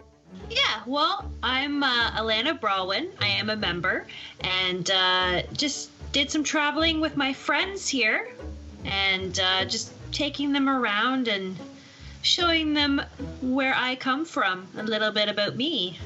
Oh, cool. Just a social thing then. Just a social thing. Introduction to our culture. Oh, okay. Come on in. She starts just turning around and leaves the door open, just walks in, says, "Would any of you care for a drink?" I'll have 3. Hey, all right. Do you have any coffee? Do you have any coffee on Rune? Sure. Yeah, I think Rune's got some coffee over there. And as you enter into this, longhouse style, there's an open, massive kind of fire pit in the center of this stone circle, large fire pit that's like 10 feet in diameter. And kind of all around it are these scattering of tables. At the far end, you can see this large, long wooden table, and atop it you just see papers and scattered mugs and things like that. And across the center, this large map, and you see another dwarf, male dwarf, black beard, kind of held close cropped to his chin, and kind of like short cropped hair. But you can see it's black, but also kind of tinged with this like streak of purple in it as well. And he kind of looks up and gives a nod and goes back to what he's doing. And the female dwarf leads you over to this kind of brewing pot near the big fire pit. She points, "There's some coffee for you. Help yourself." Oh, and yes, just like a zombie towards the coffee. You guys, there's the mugs all around. They're not exactly the cleanest, but you give them a quick wipe, it'll be fine. And she starts grabbing a couple of tankards and pouring some ale into tankards, and she does hand Hando. She hands you 2. She hands Allie 1. She hands. Jesus, Hando, slow down. Takes one for herself. Gord, do you accept any ale or coffee? I'll ask for some pipe weed. She says, "We don't have any offhand, but if you have any, feel free to smoke in the place. It's totally cool." I take out my dragon pipe and let her rip. Okay. She says, "Hi, sorry, my introductions. My name's Frey Wilder. My partner Rune and I are guild masters of Bedrock. Alana, I can't say we recognize you, but you must have come years before at least years before I was here with Rune." Is there anyone else in here with us? Just the 2. Okay. Just the 2. She says, "So, you said you were just kind of traveling. You wanted to show your friends where you came up. This is it? This is the guild house?" Rune and Frey, I must admit, we might have ulterior motives as well for this visit. As you kind of say that, she kind of draws back a bit, sets the cup down. You notice Rune stop scratching like with what he's writing with a pen and with a quill, and he kind of looks up over at you, and he gives you this sharp stare and says, Rune from across the room, Ulterior motives are not necessarily a good thing, friend. Speak your mind. Sip my coffee. Nothing sinister, I promise. Don't worry, nothing sinister. There's a sinister plot afoot. When people Not- say sinister a lot, I get nervous. That we're not involved indirectly. He starts walking towards you. Frey just kind of puts her glass down and takes not an obvious defensive position, but Mary, you notice, and Allie, you notice she's planted herself squarely, just ready if something were to go awry, but not obviously fighting. Actually, we can start with some good news. We've, as Alana mentioned, we've been doing some traveling lately, and we actually recovered something recently that you might find interesting. This conversation has taken a few weird turns, but I'm interested. Okay, so I take it out and I just kind of... Rune steps forward and kind of gestures to take it from you, and looks it over. Dice. And makes an investigation check. Jim looked to the camera. Ooh. Natural 19. Ooh, pretty good. He says, this is, if I'm not mistaken, a powerful weapon of a famous Champions Guild member. Whereby did you come by this? Crag job. Not important. No, it's very important. Very important, I think. Yeah, I wanna know that part. And he looks back at Alana and says, "Where did you come by this?" Should I tell him Yeah, you should. the whole story? We can abbreviate it, but yeah, we should. Okay. So I just relay kind of what we did. Sure.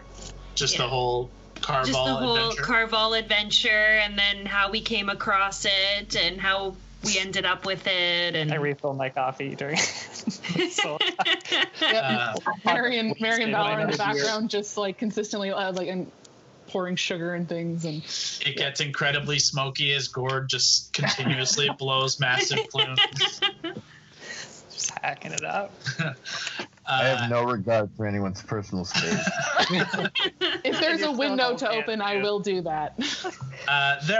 There are some windows that are kind of just shuttered shut, and as you walk around to open them, they pay no real mind. But Yeah. both of them are incredibly interested in the story. Rune most of all, but Frey as well. I would like to. I don't know if this is the time, but we know there might be spies here. I would like to try an insight check at some point to see how they're receiving the news. If it's genuine surprise, genuine curiosity, or Yeah. if there's something lying below it. Absolutely. Make an insight check as Allie recounts the tale. It's my second 3 of the night, so let's see what it is. So it's a 10. Based on what you're understanding, what you're seeing, Rune is incredibly intrigued. He seems to really want to know the ins and outs of the history of how you came about with this. Like, he's piecing together bits and pieces of like what happened, what stories he knows, what you're telling, how it lines up. It's harder to read Frey. She's listening, but you can't tell a whole lot more with that, unfortunately. That's cool. Mhm. His instincts have been wrong. You gotta trust him. As you finish the story, he's still holding on to it, and he's kind of just like been inspecting it, and just he's really focused on the seam where the two pieces were reforged in your hands. He says, "Can you tell me how did you get this to reform? How did you get it to retake its original shape when it was initially broken? This should not have been able to be fixed." I honestly couldn't tell you, really. It just happened. They call it magic. I know a thing or two about magic, friend, and that's powerful, but that's beyond the arcane. that is something special. And he hands it back to you and says, Alana. That's a powerful gift you've been given, a powerful weapon of a champion. Do you believe our story? I see no reason not to. Champions Guild member aren't trained to lie. We are a truthful people, and we believe that honesty and being upfront, that's the way to be. Well, let's continue that. We mentioned possibly sinister news and the ulterior motive of why we came here. We offer this and Alana as proof of our honesty and our good intentions, but the truth is we are worried about Valdora and Gunther. You're worried about the queen? And the king.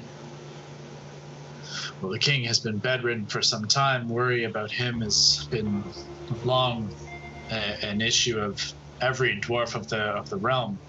He has been sick for many years, but Valdora is stout of heart and well guarded. What leads you to believe that you're worried? Why are you? What are you worried about? We know that there's a plot at play. There is forces of darkness, forces from hell are rising. Have you ever heard the words Revenant Vow? I can't say I have. You become familiar with it. These are evil forces who are looking to bring down this world as we know it and convert it into a hellscape. And they're breaking seals that would allow this to happen. And one of the things that needs to happen next for their plot to come to fruition is to end the Red Main Line. To end the Red Main Line? How did you come by this knowledge? Did you hear of the recent war over in Arendelle? The attacks. Valdora was there, if I remember correctly. The same people who are behind that are behind this as well. And this is going to sound shitty, and trust me when I say that the ways in which we've come about this knowledge, I'm afraid to share, only because I want the best for the people of this city, and I'm afraid sharing too much right now might throw a hand.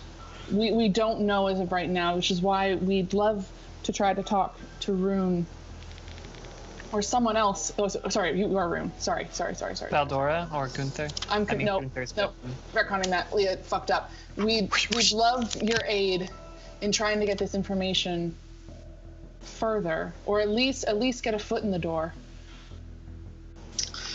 Make a persuasion check with advantage. Get it, girl. Get it. Okay. My persuasion's not great, guys. Oh, it's slightly better. 17. Oh, yeah. Ooh.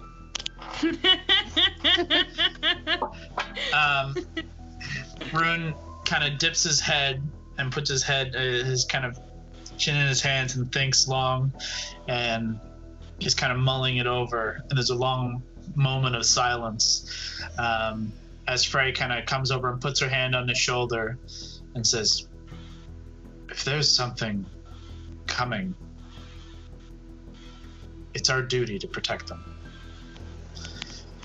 And he looks back to her and gives a nod and says, "I may not have the power to grant you an audience. I can put you in contact with people who can. Sadly, we can't go with you. We are due we're doing Mithrun in 2 days' time. We need to ferry back some new recruits that haven't made their way here yet. So we're setting out actually in a few hours. It's lucky you got here in time, caught us before. However," and he goes back to his table of papers and maps and dips his quill and begins kind of scribing a piece of parchment and says, "This is a letter that I will draft to my father, Haldor. if you take this to the guild house in the inner city with my signature and my seal on it, unbroken, and he kind of gives a stern look, an unbroken seal, he may yet be able to provide you with access. He could lead you to an audience with the Queen. Our name carries significant weight. Your claims carry significant weight. I wish we could know more, though. But What was this guy's name? Gill House? the guild house, like the Champions Guild House in the inner city, his father Haldor Battleborn is your next contact. Got it. He says, I would prefer more knowledge myself, but I've heard your tale. I've listened to what I've heard so far, and you have no reason to come here and risk your reputation and lie to us to gain this audience. My father will surely ask for more information before bringing you to the Queen. But provided you provide good information and reason, I see no reason why he wouldn't honor this request, especially to a Champions Guild member with such a historic weapon in her hands. Is he suspicious of us still? Make an insight check. That's a 24. He is still suspicious, but on a very small side. Like, you, in a short amount of time, you've made some pretty big claims, and he is he's giving you an audience. He's giving you a chance to go to speak to his father, which is a big deal, at least a big offer from him. But he's still not fully doesn't fully believe you. He's not 100%, you know. Right. Yeah, you did just meet us. Okay. But he's believed you enough to let you move forward, you know, based on a quick check and just your honest and upfront approach. Like, that's what they're about. Thank you. We know what we're asking for is a lot, and we know what we're claiming is almost unthinkable. And trust me when I say our lives have changed a lot in the last few months. Well, like I said, I make no guarantees. And he hands over the letter to Alana. I make no guarantees that my father will listen to you, nor guarantees that you will gain your audience. But if there is a significant threat to the Redmanes and to the city, as Frey reminds me, it is our duty to protect them. We appreciate it. We can't thank you enough. I hope, honestly, that there's no thanks needed, and your claims are not necessarily found false, but don't come to fruition.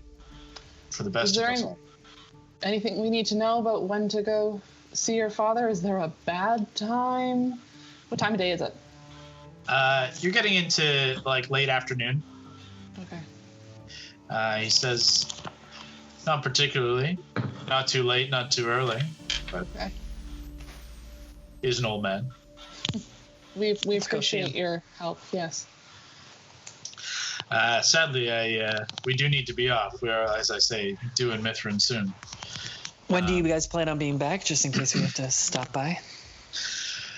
Well, we're hoping, pardon me, we're hoping to make our way there in a day or two, and a day or two back, preferably no longer than 3 days if we can move their asses fast enough, and new recruits, they usually do. I would suggest hurrying. If we don't know what form this will take or how long it'll take to get here, but I'd imagine you'd be more comfortable in your having the home field advantage. They both get caught halfway through what you're saying, watching Hando. My friend, your form is a little off. You gotta let him. He's gotta tucker himself out. It's not my place. Hando, bend your right knee. How many times have I told you? You gotta bend your right knee. He says,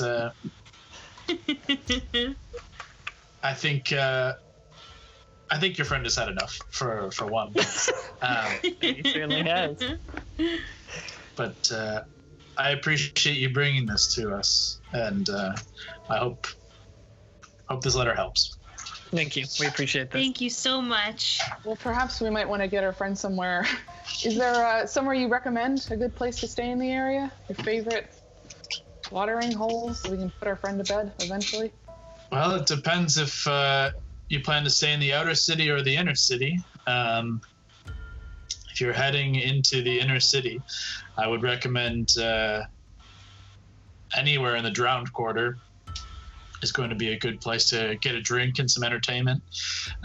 You'll find some of the best entertainment at the Moonstone. Actually, you know what would be an interesting place for you to stay would be at the Pearl. He says, looking to Alana, he says, I think you'll find... Kevin, make a Constitution saving throw. He looks at you and says, I'd recommend staying at the Pearl. It's also in the Drowned Quarter, but I think you may find something interesting there. And they have Jawbreaker's Brew, which is fucking great. Okay. You don't scald yourself chugging hot coffee. But it's hot, and your stomach is not good with a significant amount of ale and then a big pot of coffee in all of like 7 minutes. Like brewing in there. Maybe 20 minutes that you've downed all this. Like, you're in for a bad night. What of the best place to stop for supplies? I'm afraid we've come quite a long way. Well, again, if you're looking to make sales or purchases in the outer city, you're not going to be... you'd be good off going to Galthrune's Gear, but your better choice would be to go to the inner city and check the Marquee District for any trading. There's the Honest Adventurer, and if you're looking to get anything crafted, Sternforge Smithing will be your best bet. But I'll be honest, you look pretty well prepared, well stocked. There's not a big trade in magic items and weaponry in the city. There's some, but you see what's out there for you. Rations at this point will do, I think. Maybe if you're just looking for rations, you could go in the outer city anywhere, but Galthrune's Gear will get you the basics. Thank you for your help. Or anywhere on the inner city, honestly. But if that's all for now, then we must prepare for our journey. Thank you, dear friends. Safe travels. Likewise, and we hope to see you again in a few days. Hope to hear good things. Thank you so much. And you guys head back out of the guild house, into the barracks, and out onto the streets again. I thought Mira's tail was you doing sound effects of them walking out. Like, boom, boom, boom, boom. No. I say we just go. Let's go straight to Father Haldor Battleborn. Let's keep this moving. Go straight there. Let's see how long it takes. How big is this city in terms it's of a big city. Time to get places? It's a big city, so like it took you guys a little while to get from where you were to the to Bedrock, but as you leave Bedrock, that was pretty close to the temple that you came out of. As you leave Bedrock and start heading towards the inner city and below the Red Keep, where you can see these two massive gates are set into... Yeah, he does. These two massive gates are set into the base of the mountain, and you can see basically from across the city. You can see the peak of this gate. You begin to cross from the outer city towards the inner city gates. It takes a while. It takes a good hour of travel to get down into this area of town. And you're not walking you're not rushing, you're not running through the streets, you're not trying to draw attention. So it takes a bit of time, but you make your way there. And you reach these heavily guarded, gated tunnels that descend into torch-lit paths into the mountain itself. The guards kind of eye you all and scrutinize you a little, but you're in amongst other travelers, and even a few dwarves with a donkey-drawn cart. And they don't do anything more than just eye you up and down. And as you step through the massive stone and iron gateways, you walk down this torch-lined tunnel of rock, and at the far end you begin to see a brilliant warm light illuminate a platform at the end of this tunnel. As you reach this platform, the tunnel ends and a cavernous space opens up into what is a massive cavern. The warm light of the undercity of Hammerstock beams brightly like a sun within the mountain. The city itself sits elevated in the center of this cavernous space. Buildings carved into the massive wall of stone that makes up the interior of the Frostfell Mountain. Brilliant construction of stone and golden gilding glints across the upper echelons of the city. Across the city and the mountain walls, you see the twinkle of multi-hued lights that glitter as firelight refracts through the gems adorning the city and the mountain walls themselves. Below this upper city and built into the walls, you see homes and buildings of more working class state.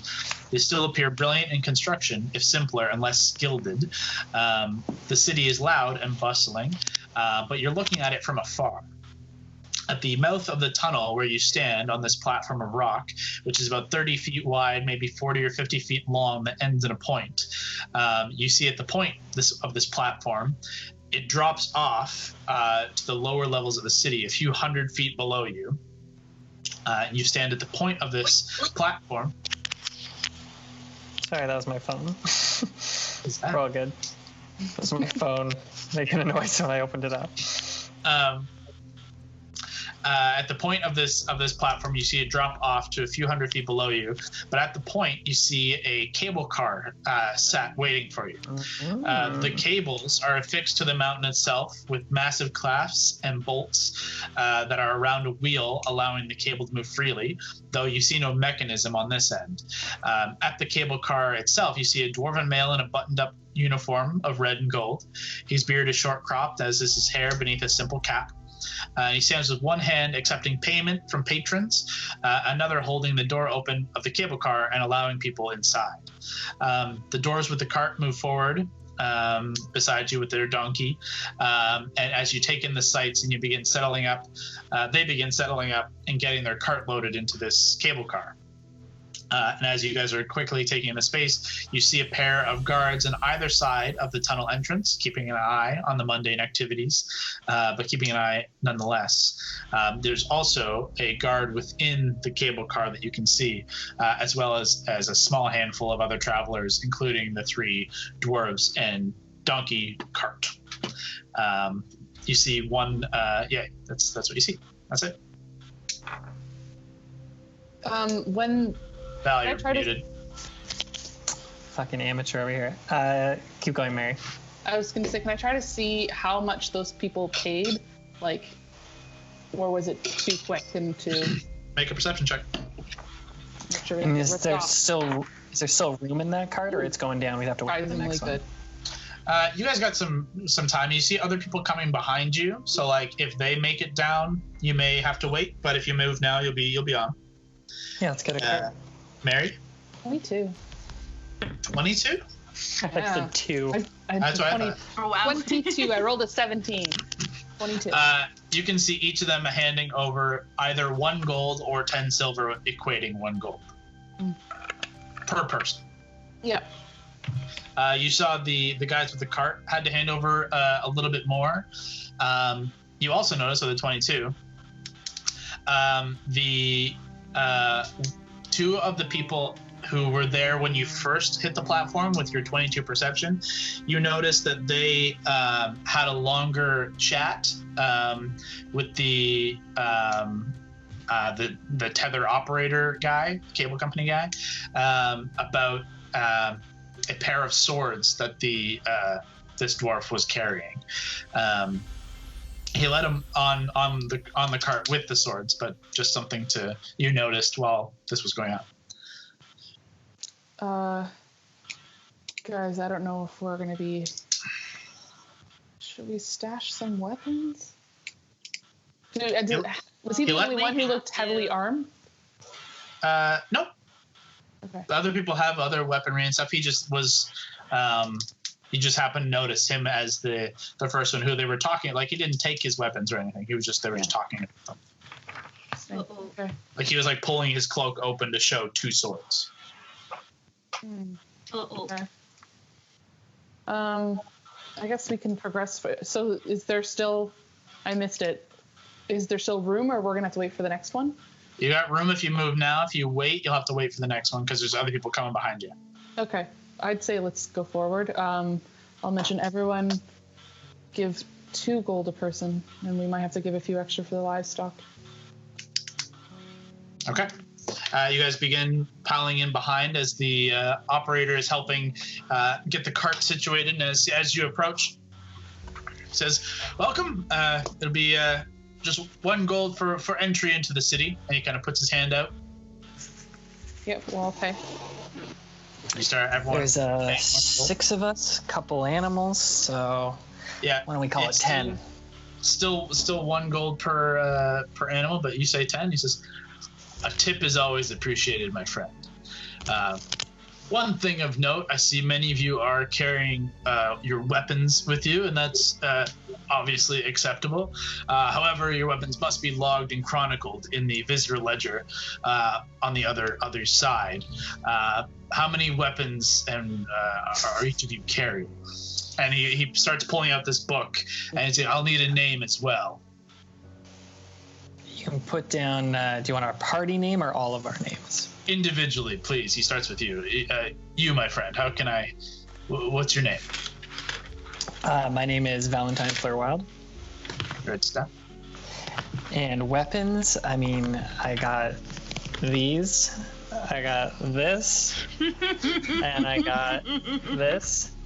What's and that's Heartbreaker. Okay. And I got this, the dagger, and I think I got a bow in here. Got this. And you saw him like waiting, like almost about to say like none of that is a weapon, and then you actually started pulling out weapons. Like, oh, okay. And you started writing weapons down, and you notice as you come to finish your presentation of your weaponry, the page, you see the words flicker and fade away, and then reappear. And he says, "Okay, please enjoy your stay in the city." And he kind of gestures for you to enter. Who are these logged with? Sorry. Say again. Sorry. Who are these logged with? What overarching body is monitoring this? Oh, you'll deal with the vanguard on the other side on city side. They'll give you a permit for your weapons, and you'll be just logged in the book should anything occur. Not a problem. That's also my huge fox. Might be a weapon, might be an animal. I think it's a friend, so. He's okay. You've paid for his passage. It should be fine. Okay, great. And one by one, he goes through everybody, basically writing down a number of blades and anything that is surprising. If anyone Mary is going pulls through that, like, you know, where you're about to go through like a metal detector, and it's like they keep so coming. many. There's like so 4 many. swords. There's like Daggers. 6 daggers. Oh, then this, and then I'm like, this is like, I mean, it's not really a weapon anymore. It used to be a crossbow. And putting it all down. There's no metal detector, is there? Nope. You guys get some funny looks though, as you're not funny looks, but just like, damn, that's a lot. Yeah. I only log my crossbow and my longsword. Okay. None of your I need daggers, you to make a sleight of hand check. Yes. Does he freak out when I show Stormcrag? Question. Nope. No reaction. Okay. I'll move it a bit. What is that? Okay. 13? 13 plus plus your modifier, 13. which is probably a lot. plus your sleight of hand. 20. So 20. Okay. You manage to conceal your other weapons, and just kind of hiding them on your person. You didn't have to pay for them, so there was no real need to hide. But you did it. I Does this respect guy him. seem, when he was like writing this shit down, does he seem on the up and up? Does he seem... Make an insight Like- check. I don't trust Did anybody. everyone else give their real names? Ooh. Anyone else give a fake name? Oh yeah, that's Not also very Oh good. my god. Look what Brawley brought to the This table. is my I hammer. have a hammer. You mean this? I only rolled a 14. Oh, wait, no, sorry, insight. My Yeah. minimum is not that. 16. Okay, so 16, my minimum's 17 now. Yeah. Yeah, he's just logging his book. He's not trying to get anything over on everybody. He's literally just logging it because, like, he knows that there is the Iron Vanguard and the Red Guard on the other side who are going to take care of the other side. He's just doing the first check. Cool. He has no reason to worry about it. So, Hondo, you go with the name Roymond. Gord, do you present the name of Ned Tugent? It's me, Ned Nugent. And Simply an old man with a staff. I have no weapons. make a deception check. You've really caught me in a stranglehold here. Is that a D20? Yeah. D20 plus your deception modifier.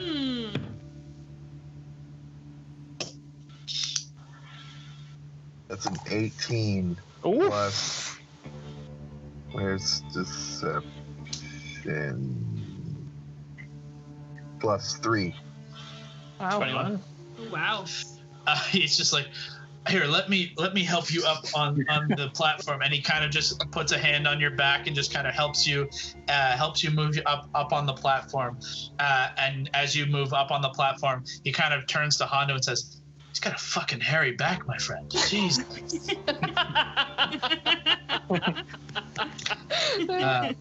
Hondo, any response to that? He's from a very cold area. They need the hair. I'm not going to judge. I'm not one to judge. Just surprised, you know. Anyway, enjoy your trip. And he closes. Here, no.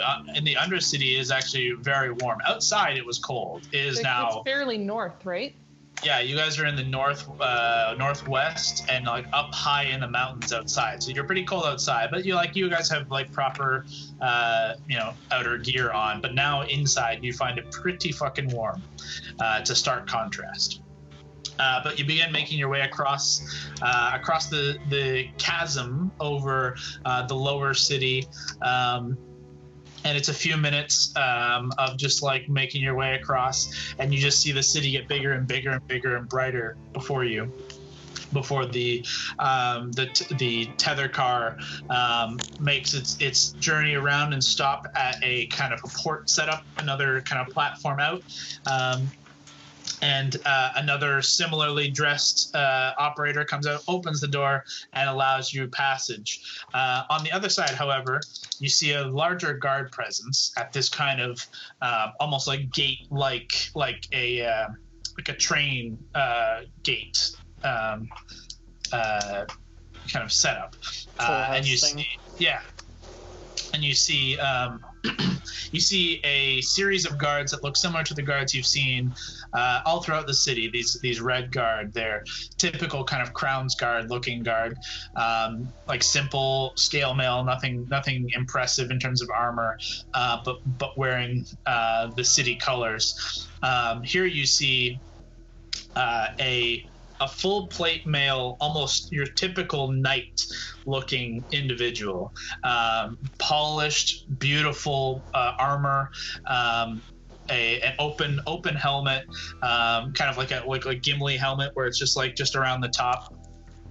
Another dwarf who is a very thick, well-groomed beard and stern look with a similar book held in his hand, similar to the one that the tether operator on the other side was writing your information in. And he takes everyone in a line one by one, and it slows your process down a bit as he goes through. And as he gets to each of you, in turn, says, "Welcome to the inner city. It'll be 5 gold per weapon. You have a crown token, and your name is logged in the city chronicle. Don't fuck with anything, or you will be incarcerated, likely executed, heavily fined if not executed." Okay. So for each of you, it was a 10 gold to get on, and then 5 gold per weapon. Oh boy. So if each of you were honest, the only one who hit it was Kevin. So Kevin, you only owe 10 gold.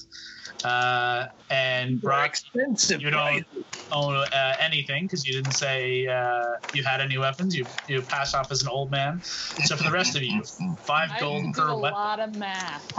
Okay, so 2. I guess So 3. you showed a dagger, a heartbreaker, and a bow. Yeah, that's So 3. 15. Allie, I know you showed your hammer and Stormcrag. I don't know if you have other things. Yep, I've also got a hand axe, a short bow, and a regular javelin with spurs. So 25 gold for you. Okay.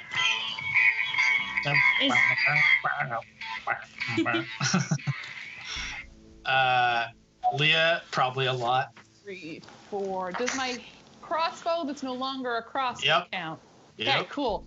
1, 2, 3, 4, 5, 6. Probably like 8. Okay. 40. What's that? 40 gold? 40. Hando, how many Great. did you show? 2. Oh my 2, god. so that's So 10. much I'll take it money. from party gold. Okay. Oh, okay. It's from Party Gold then? Yeah, Okay. I got it. Oh, thank you. This is You highway do have like a robbery. bag full of money. Yeah, I'm not going to take that bag out. This will be the party gold then. He says, "I'm Okay, sorry, so- friend. This is the ways of the city. We need to know if any ruffians come in here and do harm, that we have chronicled it, and you will be brought to justice swiftly, if not executed equally as swiftly." He hands each of you a token with the red mane sigil on it as a symbol that your weapons have been logged. So you shouldn't be bothered about them after that, as long as you present those. I kind Give of like him this 90 guy. gold for all of us. Okay. Oh my god. As he accepts your gold and hands you your tokens, he says, "All right, enjoy your time in the city. Have a good day. Fuck out of here." Appreciate it, sir. Okay. Oh. He goes back to the next guy. And you are now within the inner city district. You notice as you came in, I should have said this, as you came in on the tether car, it descended below the main upper level of the city and landed you in the second level of the city where, actually, you know what? How do I show this? Share screen. Yeah, I need to get the picture up. Share screen. Because I need to hide all my notes and then share my screen. Well, it'll probably only share the one screen. So just try to- Yeah, but I have notes on every screen. So, Secret notes. Give us your secrets. share my screen. So, Cool. Ooh. inner city of Hammerstock, you come in on the tether car and you land in the second level of the city. The upper level of the city is more the crown district and everything, and these buildings, like, disregard that this is a bell tower, but it's like built into this wall of the city, and below, all down here, is like the mining town and city like that. And there are other buildings and structures in these multiple levels of this main city structure. That is so That's so fucking cool. So Gorgeous. you are in the second level of this district of the city, not in the crown district. But the day is yours. Just wanted to let you know that that's what you look like. Let's go to the crown district. Let's get up. Is that Oh wait, where- sorry, well, sorry. We gotta go. You're right. Where do we don't know We need where to find. this... Yeah. Shit, what was his name? Did I write it down? Haldor Battleborn is the guild house. Do we know where that is? Let's ask the stranger. Alana, have you been to this part of the city before? You might have been in this part of the city, but whether you've never been to the guild house on the inner city. Mm-hmm. You've been to Bedrock outside. But you would know that the guild house on the inner city is kind of only the upper echelon of the Champions Guild and the Battleborn clan go there, or like members of the crown, like high level society, are allowed within the guild house on the inner city. Right. So that's you don't know where it is or have ever been there, unfortunately. Okay. Yeah, sorry, I don't. It's all new to me too. It's okay. Let's this guy here, stranger. You see a regular Crown's Guard, a Red Guard. He looks to you and says, "Hi, how can I help you?" Sir, thank you for your time. We were looking for the guild house for the Champions Guild. Rune Battleborn wants us to send a message to his father. Make a persuasion check. Got it. It is a 23. Ooh.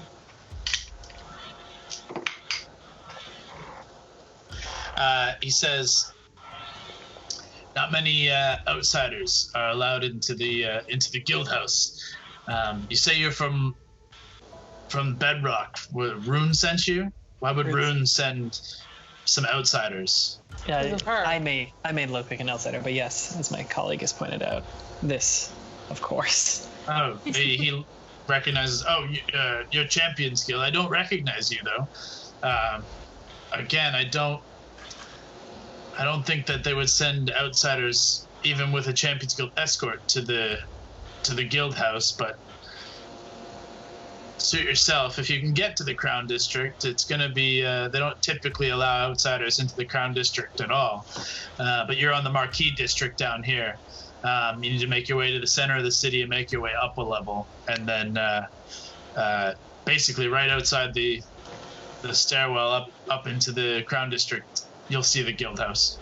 How long do you think it would take us to get there? Probably an hour or so. Okay. I'm just trying to outside the game, trying to keep track of time because we don't want to get there too late. Yeah, you're getting into mid to late afternoon, mid-afternoon.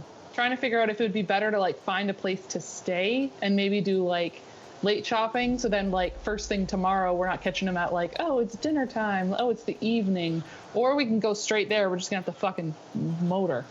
That's what I want. I say we fucking motor.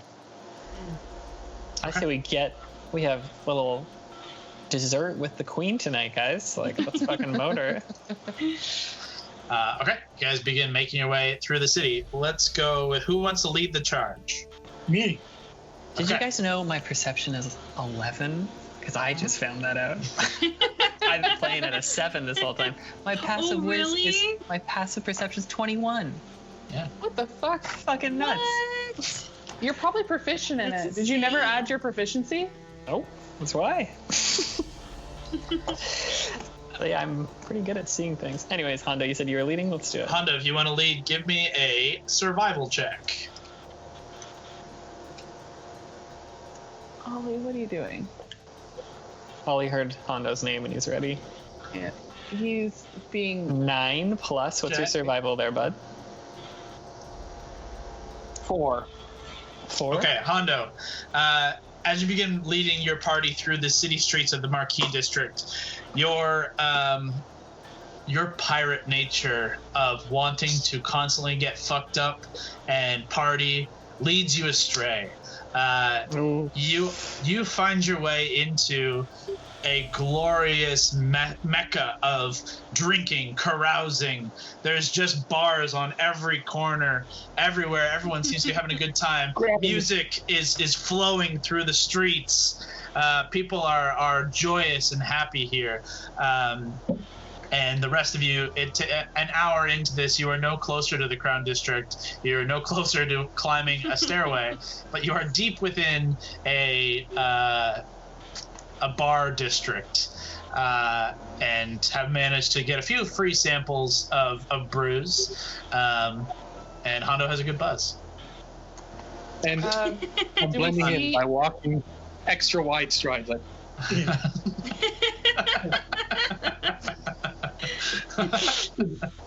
Don't know why, but I'm gonna give one of these.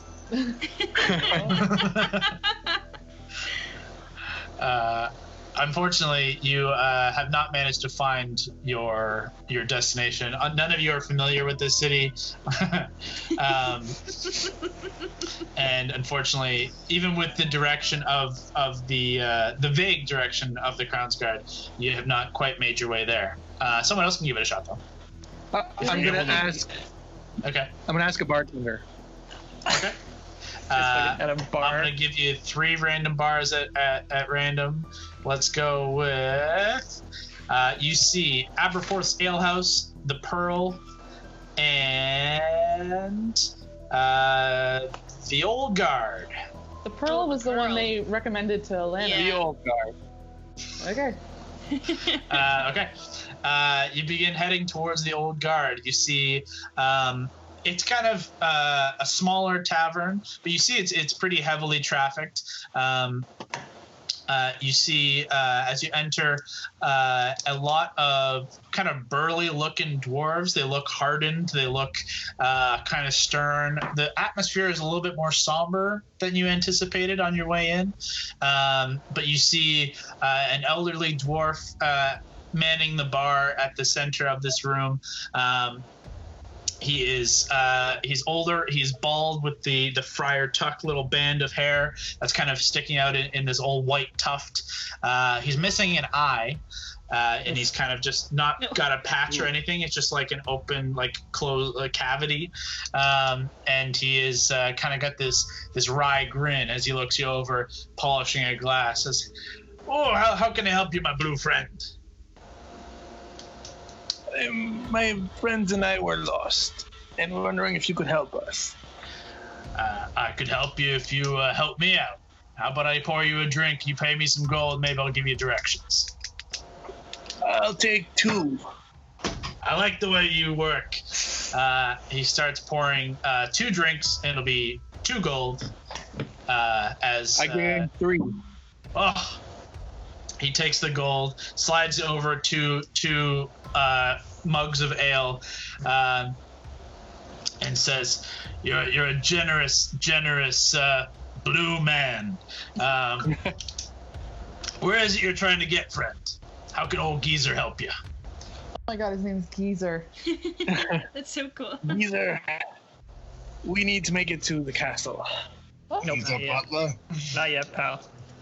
We gotta go to the guild house and meet Father Oh, Hando right. Celeborn. Sorry, the guild house. You're going to the Crown and the Guild House, and you got some lofty goals. But you've been a good patron thus far. I see no reason to lead you astray.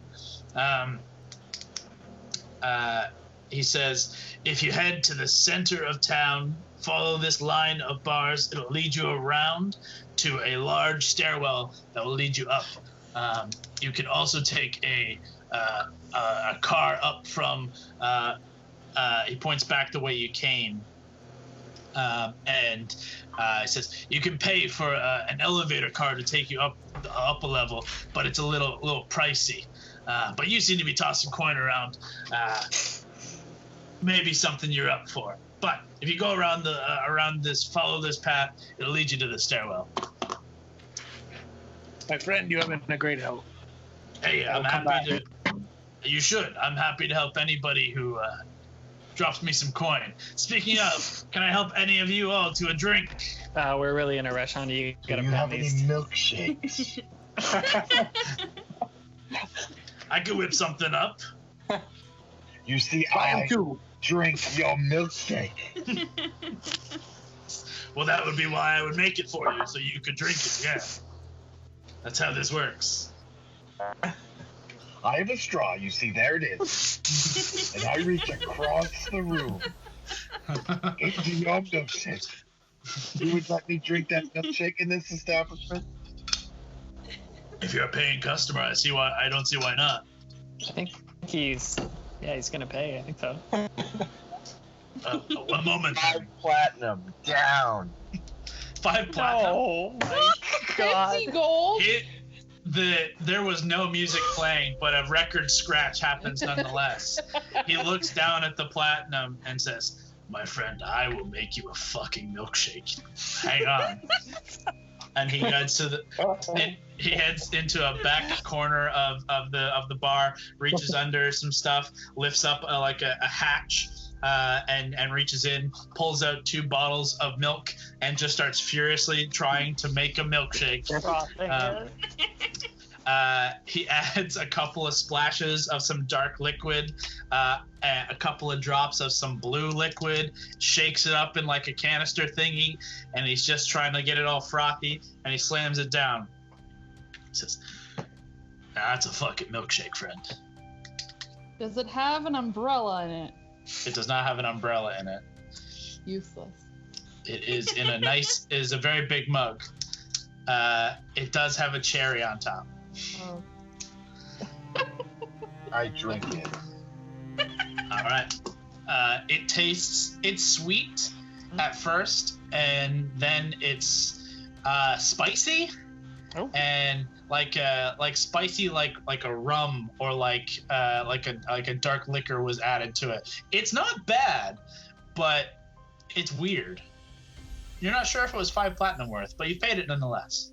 I drink the whole thing in just one continuous go. Drops. I don't know who you are, but you are all my favorite people. As he tucks the platinum away. Which establishment was this, PS? This is the Old Guard. Old Guard. Okay. Well, we might be back here later tonight. You got room and board? Sadly, no rooms here. If you're looking for rooms, you're better off at the Pearl or the Moonstone. Perfect. Well, we'll come back here for another celebratory drink if tonight goes well. You know what I mean? Wink. I hope so, and I will have many more milkshakes prepared for you lot. Oh, we appreciate that. Thank you for your time, geezer. You got it. Take care. All right. Hando is wasted. He can't keep leading this. So, someone record this? Or maybe it's doing these in 2 parts. I think it's splitting them. Scott. Yeah, there's been a couple of moments where it said someone's taken like a recording or a screenshot. Or maybe We'll have someone to made see. a secret They must recording. be doing them in like 20-minute recordings or something. It says recordings are available for 30. Sorry. Brawley, is your survival good? Yeah. Mine's It plus is. 5. I think Mine Brock's is. pretty Oh, yours is better than mine. Mine is plus 4. Brock, what's your survival? Sorry, Gord, what's your survival? +3. Oh, maybe I have the best one. So I'll try and figure out. Well, he told us where to go. Wait, do we still need to make a check? Make a check with advantage now that you have actual directions and the DC is low. So that's the advantage to asking a local patron Oh my and God, what'd you rolling do? terribly, I hope. I rolled a 2, Uh-huh. and then I rolled the only number that's lower than a 2. Uh-huh. Oh. So what's So your total? I got 7. That's my Oh number. my god. All right. So I think we're just gonna stay here tonight. Listen, Hondo, let me take care of this, okay, buddy? I'll figure this out. You begin walking and following tackle the it. directions that old geezer gave you. He said I had to follow this cable car. Yeah, you start walking around and you take the right turn, you take the left turn, you take another right turn, and about 45 minutes, and you're like, it's gonna be 2 seconds ahead. Another half hour. Oh, it should be right here. You turn around a corner and you look up and you're back at old geezer's place. Oh my god. You made your way back around to the Old Guard. And old geezer is looking out and says, "Oh, you're back so soon! Not yet, sir. Come on! Not yet. I'll drink this milkshake to me, I guess." Probably, I think you should do this. Let's go I think you should for it. figure this out. And I Still inspire with you this- again. okay. You again. Okay. You still have Inspired. advantage. You still have directions, and you're starting from the same place you got them. Okay, Wow. first roll's 19. Okay. There we go. And 19 again. So 19. Wow. So plus 4. 23. Yep. Like 10 minutes later, you guys are on the stairs. Like, it was literally around the corner, and somehow every one of you miss it. You make your way to the stairs, and it is like in the center, it's like a central pillar of this massive, large, winding stair that goes around and between these levels of the city, these districts. Through the center of them, you can see a couple of different platforms moving up and down in these elevator platforms, but they seem to be carrying goods and not people. I mean, there are people on them to facilitate moving things, but they don't seem like passenger cars or anything like that. They are carrying precious metals and ores and things like that. The stair climb is not an easy one. It takes a bit of doing, as it's a long, wide, rounding stair. But you make your way up into the Crown District, and as you crest the stair, you exit out into this kind of courtyard area that is beautifully gilded and decorated, and immediately you see a heavy presence of Crown's Guard and some of the Vanguard as well as some nicer dressed citizens. You also see the population skew from only Dwarven, still heavily Dwarven, but you do begin to see other races mix in here. You see some other humans in very nice clothing, austere, and some even half-orcs in well-to-do garb, kind of making their way along the city street. As you make your way up, the two of these plated knight-looking dwarves make their way towards you with one hand on their side on their weapon. You see a battle axe, and the other both hands up and says, "Excuse me, can we see some identification for those weaponry?" Happy to. Yep. Pull their tokens and Token. He just goes through and just takes a look at each of them and double checks that they're authentic, and as they are, he looks everybody over a bit, says, "Can I help you? Thank you." And he returns them. He says, "Thank you for your honesty and integrity, but can I ask what it is you're doing in this district? It's getting late for social calls up here." we apologize for the late hour, but Rune Battleborn had an urgent message for his father, so we're off to the guild house. In fact, I believe you could help us. We don't quite know where we're going, and we'd welcome an escort. Make a persuasion check with advantage, Valentine. Oh, sick. Natural 20 for the first one. Ooh. 14 for the second one. Okay. With the offer of an escort and the name drop of Rune Battleborn, they are initially like suspicious. Like you don't immediately just win them over. It's not one and done, but enough that they will walk with you and see how this goes. And they say, if you have a message for the Battleborn clan, then we'll guide you there. We appreciate that. Can I have your names, if you don't mind? At least what to call your group. This is Royman Borales. the Wildcards. The Wildcards. This is the Two different Wildcards. names. We're working on branding. Mostly, we've all decided Wildcards, but he's, there's always one. Ronan That's right. has a bit of an ego, if you don't understand the meaning. I understand. He says, all right, follow me. And he begins leading you through the austere district of the Crown. And slowly, you do see a kind of over top the city. You can see carved into the mountain face this exterior of a keep. Just like some battlements and some windows that look out over like towers that jut out from within the mountain face. But through the streets, they lead you to a massive like log type house, but built out of stone. It's interesting. And they say, this is the guild house. We'll wait here if you don't mind. By all means. And they just kind of take a position across the street, arms at the sides, just kind of watching as you guys do what you're going to do. Okay, guys. Be cool.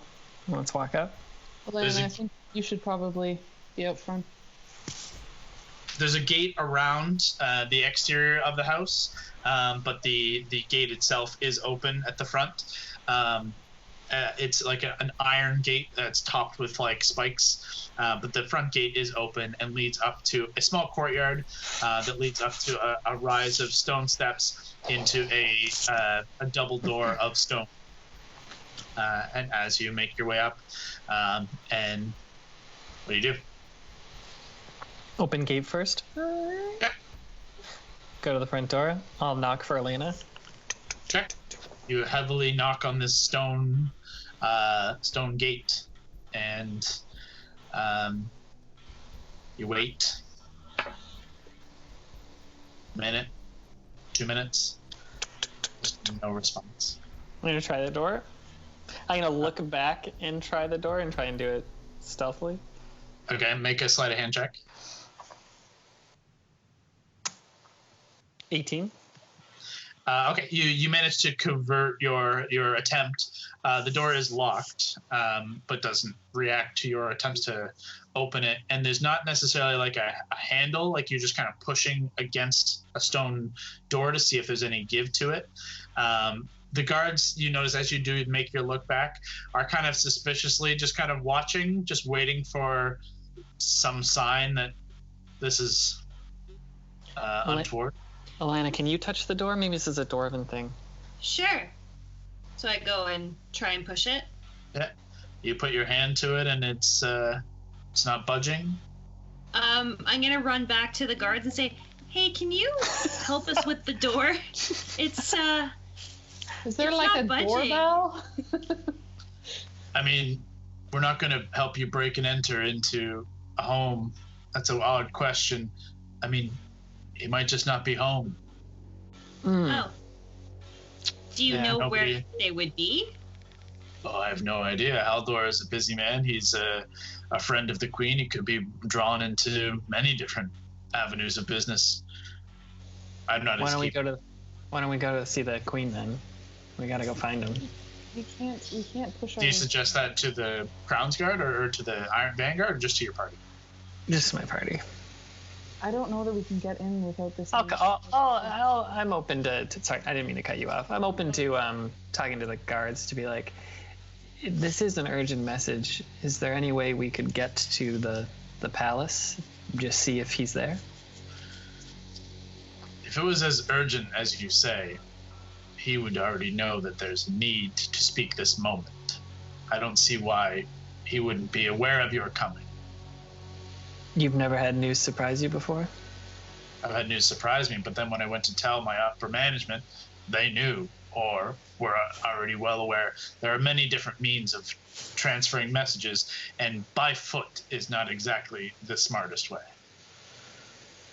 Maybe we'll just post out here then and wait for him to show up. Sure. That's your prerogative. We'll guard. We'll guard. We'll stand with you. Sure. Yeah, thank you. Absolutely. How's your shift gone? It's all right. This is the most that's happened here in quite some time. Just normally we're just kind of walking the streets. There's admittedly not a lot of crime in the city. Gets kind of boring. Is there anything coming up on like the content schedule for the city? Any birthday parties, big events, galas, anything like that? Well, yeah. At the end of the week, there's the eclipse. Sorry, what? Oh, that sounds sketchy. There's an eclipse for the end of the week. It's the Moonweaver Festival. The Moonweaver Festival. Oh, yes. It's you're not from around here, but it's a celebration of the arts and of love, actually. I like it, Hando. Sounds like you're kind of party, I like Hando. it. I have done it once. I've been in one before. Doesn't surprise me. A long love. That's an an interesting opportunity. As you can tell, we're not from town. Perhaps we'll stick around. Can you tell us more about the involvement for this festival? Is it a whole city affair?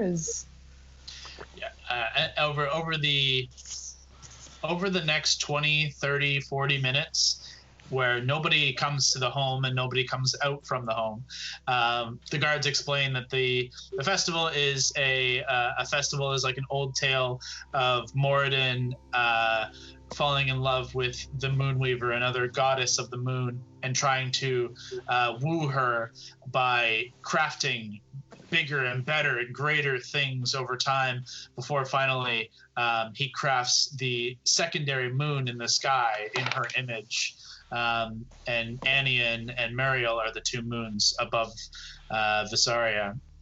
And the dwarven tale goes that Moradin crafted Mariel in Anian's image, and as he did to give her a night off, Anian came down and Mariel stays in the sky so that they could have one night together. And it's just a celebration of, it's like Valentine's Day, but for dwarves, and they make shit for each other. I would trying to get out through this conversation, trying to get out of it, is it like something where like maybe the queen would kind of like come out, or like if they would be at risk at all during this, but like trying to be like casual about it. Yeah, give me a deception check just to like see how smooth you can be. Oof, not excellent. That sounds about right for Mary. That sounds very about right for Think Mary. you could kill someone at that festival? Does your job get more difficult? I'd imagine with that many extra people. What would you say the chances of regicide are here? Trying to talk more about like, are they going to be busy? Are they going to be more on guard? Like, man, do you have to work? That sounds like it sucks. Yeah. You didn't roll well enough that it was overly suave, exactly. But you get your point across, and they do get a little like guarded, but not enough. Like they're now like, this is like 45 minutes, an hour into talking with you guys. They're now getting to like more of a chummy state. So like they're kind of not. I rolled poorly. They're not overly suspicious, but it is kind of a couple of weird questions. We're like, I don't know, what are you on about? But they do come out saying that it is commonplace for the queen or king at the time to make a presence. Typically, the artisans will create things for them, and there's like a competition in creating things that are made for the crown, either in her image or in just creating something in an artistic expression to present to the crown. So there is like a ceremony of presenting and awarding the creation. Mm-hmm. So there's an opportunity where you can piece together that there would be an opening should there be an assassination attempt.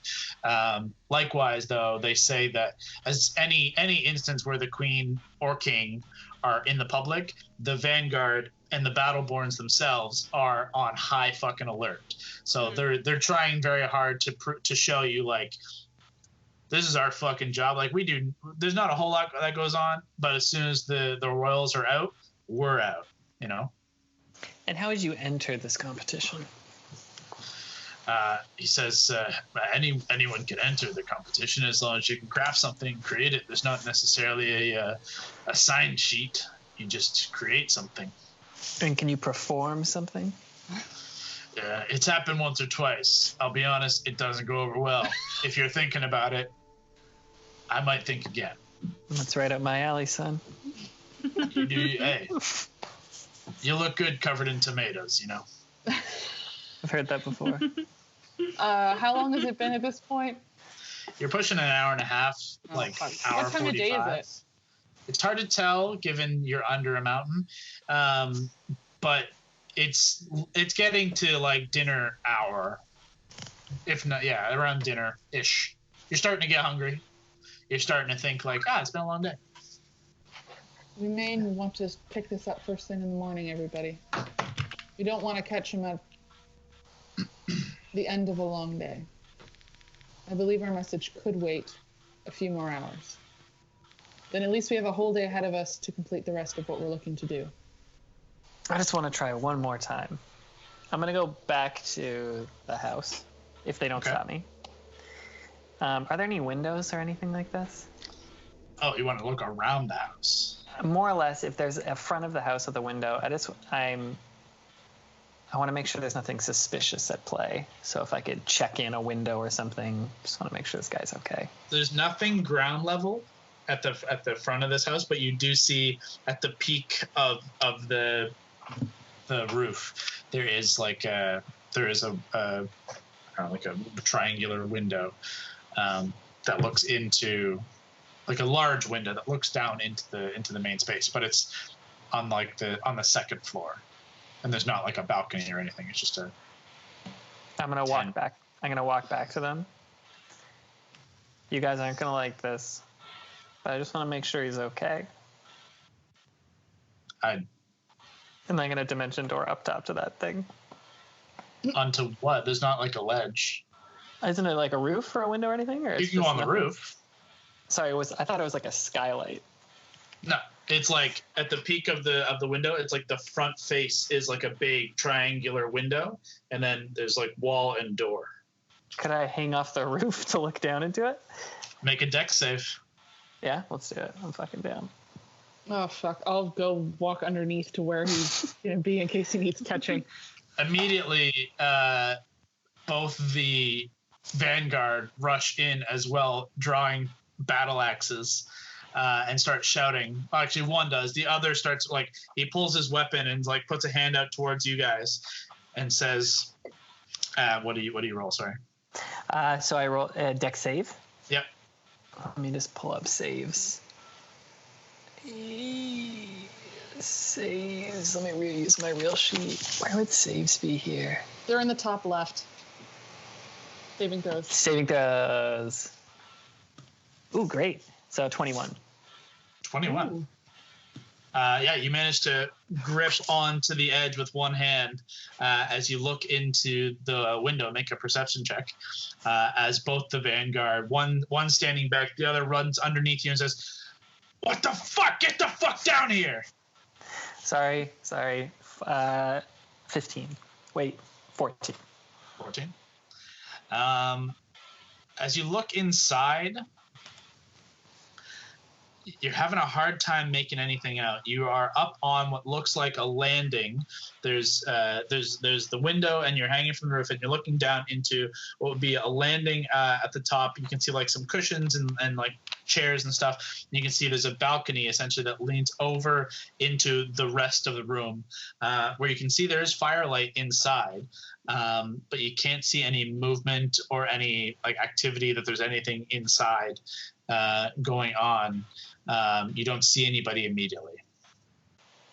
You don't see any activity. Nothing looks suspicious. I'm just gonna look down and be like, "There's a fire on inside. Is that common?" Yeah. It's for heat. It's for comfort. I'm really sorry. I'll drop down. Get down. Make another dex save as you drop. I'll try to catch him. Ooh, 18 plus 8 is 26. Okay. You as you fall, you skid down the side of the wall and hang on to a couple of bricks and land deftly on your feet with arms up. The battle axe holding guy is get the fuck out of here. I was just worried. I'm really sorry. All right. Well, your worry has been noted. Get out.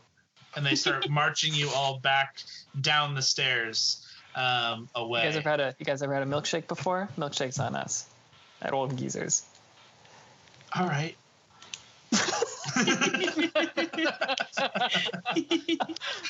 Was not expecting that kind of answer. Yes, what the fuck? All right, so I guess we get an inn and wait for tomorrow? I guess. We'll, I guess go back down to the area with all the bars and shit, which I'm sure Kevin is happy about. Yeah. Yes, lots of bars. You guys can easily make your way down to rent some rooms and get situated for an evening's rest. You can drink as much as you like and eat as much as you like.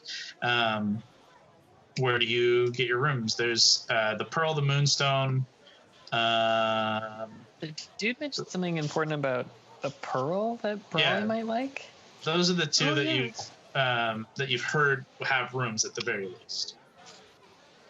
Well, Why don't we do the Pearl just to see what he was talking about? If he recommended it, for sure. You guys make your way to the Pearl, and inside you see a nice inn and tap house. You see it's active. It's very busy now that you guys are shortly after like dinner time, and it's very active. There's some music being played on a small stage, and you see a female dwarf like kind of quickly running back and forth, organizing things and tending bar and trying to keep everything running smoothly. She's shouting some orders to some people, and as you step inside, she walks up to you and says, "Hi, welcome to the Pearl. Are you looking for somewhere to sit and eat, or just sit at the bar for some drinks?" Rooms if you have. Actually. Yeah. We have some rooms, absolutely. If you want to get some rooms, how many are you looking for? How many do we Well, how do you usually want to get? do this? 3? 3 We get, Usually Alana and I share. girls. Yeah. It's like my own Weirdos. Oh god. What did he say? He'd like his own room. So you know what? We're made of She money. says- Let's get fucking 4 rooms. She says, "We got 5. If you take 4, that's fine." Okay, 4 it is. Okay. 4 rooms. They're gonna be. Are you looking for dinner as well? Yeah, we're pretty hungry actually. All right, that'll be 5 gold a head then. 5 gold a room. Ooh. So So that's Yeah. 20 gold for your 4. wow, took me way too long. No problem. Party goal will cover it. We got it. We got it. She hands you some keys. Says there are stairways over there. Whenever you want to get your dinner, I'll have it ready for you. Come on down. Help yourselves to the rooms, and if you need any drinks, you check out the bar here. I'll get you settled. I'll say Appreciate this it. place was recommended to us by a Champions Guild member. Thought we might find it interesting. Is there a reason you could think that would be? I mean, my name's Gina. Last name is Cragjaw. I have a historic bloodline, they would say. Not exactly. Everyone's eyes like go wide immediately. We are very bad at hiding our surprise. Yeah, it's not something I like to project, and yet they like to talk about it a lot. Yes, my great grandfather was Torrin Cragjaw. He was a great man. Thank you for coming. I'm gonna do my job now. Goodbye. I'll Aw. just look at Brawley and see if she wants to say anything. I kind of want to show her Please. a weapon. Yeah. Tomorrow Yeah. morning. It's not like the dinner hour though. She seems not. You want to get her on her break? You want to try and see if she has a break later on? Oh my god. I want to introduce Okay. her. Like oatmeal banana muffins are so good. Oh, Stop! I'm so hungry for Lisa's good wow. cooking. Oh, so I go to Gina and I say, "When's your break, Gina?" A break. That's a good one. Oh, you're serious? Well, dinner rush will be over in about an hour. How about then? Okay, Sure. I'll be at the bar. Okay. If you need Awesome. anything, let me know. sweet. Thank you so much. Yeah, she doesn't seem. She's not intending to be rude. Just busy. Busy. Swamped. I'm But yeah, assuming Gord wants his milkshake. I wanted This is a to different place. you introduce gotta make your way to the myself. old guard. You're gonna introduce yourself, Hando. To who? I want- My lady, I would like your finest wine. Finest wine. Yes, of course. Hope you got some coin for that. I do, and I hope you will pour a glass for yourself as well. If you're offering, I'll have it. Finest wine here. Let's see. She heads down into a small cellar. She says, "Hang tight," and she comes back up. With I have a list here.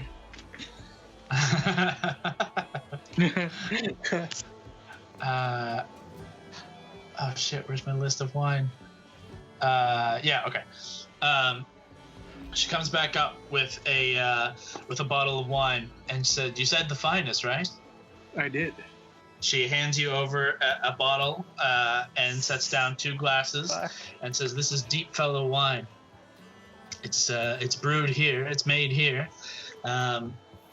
It's going to cost you, but I want to make sure you're up for it." Always ask How the much? price. Always ask the price. This is a 500 gold bottle of wine. You asked for the finest. But No. is that a bottle or for a glass? A bottle. You asked for the bottle. I'm not going to cheap out on you like that. Nope. You know what? We have a lot of gold. We do I not. say Is that true? We're on- You, your This goal. will come out of your personal fund when we dilly this up. how much do I have again on a side note? Oh, my yeah, God, you 'cause he were doesn't have so his, bankrupt. He You're like, doesn't "Oh, have that's funny." his notebook. No. That's true. he doesn't have his notebook. I can go grab it. 1 second. No, You got- don't worry. You have a fair amount. Like, you guys got each, like, didn't you just all get, like, 2,500 gold apiece? Like, I can do the math. We do a lot of Roughly? gold. I just don't really want to reveal how much we have to Hando. Okay, let's see. Oh, you know what? I will tell you what. Give me your 3rd finest bottle. she says, well, I can't let you go back on that. It's this or nothing, friend. You know what? We only live once, maybe That's twice. the if you're spirit. practical. Let's do it. That's the spirit. And Good she saleswoman. pops the cork and begins pouring 2 glasses, hands you the bottle, accepts the money as you start counting up 500 gold onto the counter. I have 2805 here. In Kevin's book. Yeah, but I don't know if that's accurate. Yeah, I kept it up to date. Okay, So you now have 2305. I will change it in the book. Not Actually- bad. Not bad. You paid 3 gold for a drink at the other bar. God. So Let's just call it 2300 even. I'm sure you'll buy another drink at some point. that's probably fair. But she takes a small glass of the wine and starts sipping it and says, "You have good taste, my friend. What's your name?" I am Hando. And if you Hando. like this, maybe real name. What's the end of that sentence? for special people, I give my real name. Well, I feel very special if that is indeed your real name. Are we crowded in a booth watching this interaction? Well, yeah, you guys started to like head upstairs and you saw Hondo go and do something, so everyone paused to like watch what was happening, make sure he didn't kill somebody, and now you're all like up the stairs like in a line, like heads popped down, just watching Hondo. If you like the taste of this wine, you will like the taste of my lips later on. Oh, Make a persuasion check. Yeah. Let's see if you can seal this deal. Is it a D20, right? D20 plus your persuasion. Oh God, this is an informant we need later too. It's oh a 9. no, plus. And my Your persuasion's not 10. bad. It's 10, right? 19. Your persuasion for is the plus kid. 7. Plus 7 for persuasion, according to this sheet. So Yes, you're right. You're right. Your perception is 10. So let me roll. Hang on. Oh my god. Woof. That's not bad though. Hondo hasn't had any ladies to flirt with in a Yeah. really long time. She gives a good laugh. She grabs the bottle, pours another half glass, and says, "I'll meet you in your room later." Oh! Damn. You got a deal. And then she goes Think about of her the business. child they would have. This famous war hero villain. Wow, that's terrifying. The rest of you, wait. How do your rooms split up now? I'll give 5 gold to Mary for betting that he would blow it on that. Fair. So the girls are in one room. I Gord wanted is in my his own room. Val's in his own room, and Hondo has his own room. That's correct. I'm not Okay. gonna listen to that later. I like our own room. Okay. I love the bet in the background. That's like my favorite trope of just money passing hands. 5. Okay. Is there anything you guys want to do over your night? Can I wait an hour and then go Yeah. back and talk to Gina Absolutely. before I go in? Okay. Yep. An hour. Before she goes upstairs. Oh yeah. I'll like, be a before part of you this go too. If you don't Yeah, I mind. was just gonna say, yeah, come with me. Anyone who wants to come with me. Yeah, man. Yeah, she's finishing. There's still a fairly busy atmosphere, but the rush of like passing up dinner is over. Now it's just like drinking, and like that's easy to control. So she's more relaxed now, and still at the bar as you approach. Hey Gina, mind if I come talk to you for a second, privately somewhere? Privately. With Val? Sure. Step into my office here, and she leads you into a small room with a small desk, and she kind of gestures at the one chair that's there, and it sits in the other chair and says, "Hope this isn't too formal. What's No, not at all. So then I take out Stormcraig and I go, do you know what this is? You see a look across her face of recognition, and this kind of not stony exterior, but like this attitude of like, I don't want to be related to this, kind of breaks a bit, and she kind of looks at the weapon and just kind of goes a little glassy-eyed, and looks at it and then looks up to you and just says, "Is this real?" It is. Forged it back together. Where did you come by it? So then I retell her everything that happened. But obviously not too gory. All minor illusion, little like pictures and shapes Bits and as she's pieces. telling the story. Yeah. She says,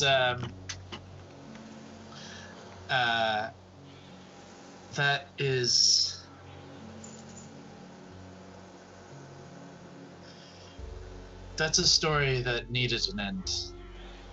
Thank you for delivering this back, for showing me, for explaining. If I may, I need it right now on a mission. We all need it on a mission right now. But once we are done, I promise, I will come back one day and return it to you. That is incredibly kind. I don't expect it at all. It is yours. You found and reforged it, but should you ever be willing to part with it, it would mean a lot to my family for me to regain it. I thank you. You're very welcome. It will be back with the Craig Jaws one day. Torrin was a great dwarf. He was a good soldier. He was a champion. Many legends, many stories have my family been trying to live up to his name. It's hard to have such a storied past, and a lot is expected of you, but it feels good to have an ending to that story. I'm glad he seems to have moved on. So, thank you. I'm impressed that many have tried to follow in his footsteps, but you and your friends seem to have actually done it. That's impressive. Our friends are very talented. I hope to one day be able to repay you. Sadly, I'll repay one of your friends later. That's what I was thinking about. That's what I meant by talented. But as for the two of you, I know not how. We're all set. I didn't mean that way. I didn't know if you did, but I just You're not my type. I'm not blue. Anyways.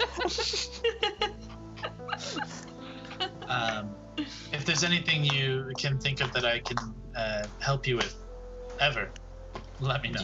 Do you we tried to stop by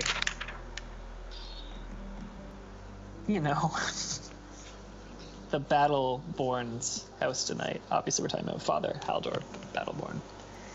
He wasn't around. We were hoping to seek an audience with him. It's more like his son sent us to speak with him. Bryn sent you. Yeah.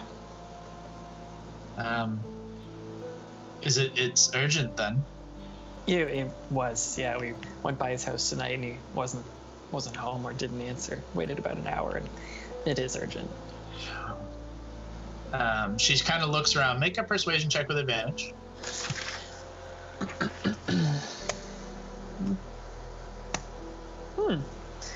15 plus 13 is 28. Shit! You have a plus 13. Bars, baby, that's what I do. She looks out, and the door behind you is more or less closed, and says, Haldor is a very secretive man, dwarf. There's only 2 or 3 places he ever is for any period of time. If he's not within the guild house, he could be within the keep. He is very often counsel to the queen, but typically his elder son Thor does most of the dealings with the queen. Haldor, though, has one vice. Loves a fight. If he's not at home and he's not in the Red Keep, he could be in the Roundhouse. He's very often welcome there, and it's kind of a quiet secret that he frequents the Roundhouse. Would they be open right now? What's the Roundhouse? Can we talk about the Roundhouse? Oh, the Roundhouse is absolutely a point of pride in the lower district, in Forgeholm. It's a fighting club. Not to put a point to on it. It's a fighting club, a bar, and it's a good place. It's a good place for the working class to work out some frustrations in a healthy manner. But he is not necessarily in the fights themselves, but he does love to watch and to bet. He could be there. Maybe even right now. Like, would they be open right now? Or? Oh, likely. The fights would go late into the evening. Not necessarily. She doesn't have a watch, but she kind of thinks about what time it is. Just, if you're thinking about trying to catch him now, he may still be there. It may be too late. I'm honestly not sure.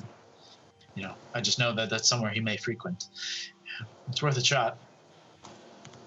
I was trying to go on my earring, but my headphone was there. Mary, Gord, Hando, we might need to have a quick powwow. Cool. Well, thank you. I appreciate this. And thanks for your hospitality today. Yeah, thank you so much. Thank you. You've done more for me than my family, than I will hope ever be able to repay you for. I apologize. Well, you always have family in the Wildcards. Don't forget us. You're not you there. might have family. You might have family soon from the Wildcards. Anyways, let's get out of here. We all know Hondo's sterile. Self-castrated. Okay, you guys leave her office and make your way up either into a booth in the bar or up to a room of your choosing. What do you do? Let's meet at a booth in the corner, guys, if you have a second. Yeah. And before they come, I'll be like, that was really nice of you, Brawley. You're pretty noble. Well, it's the least I could do. After everything, she needs to know her family. She needs to feel part of her family. So do you. I don't. Thank you.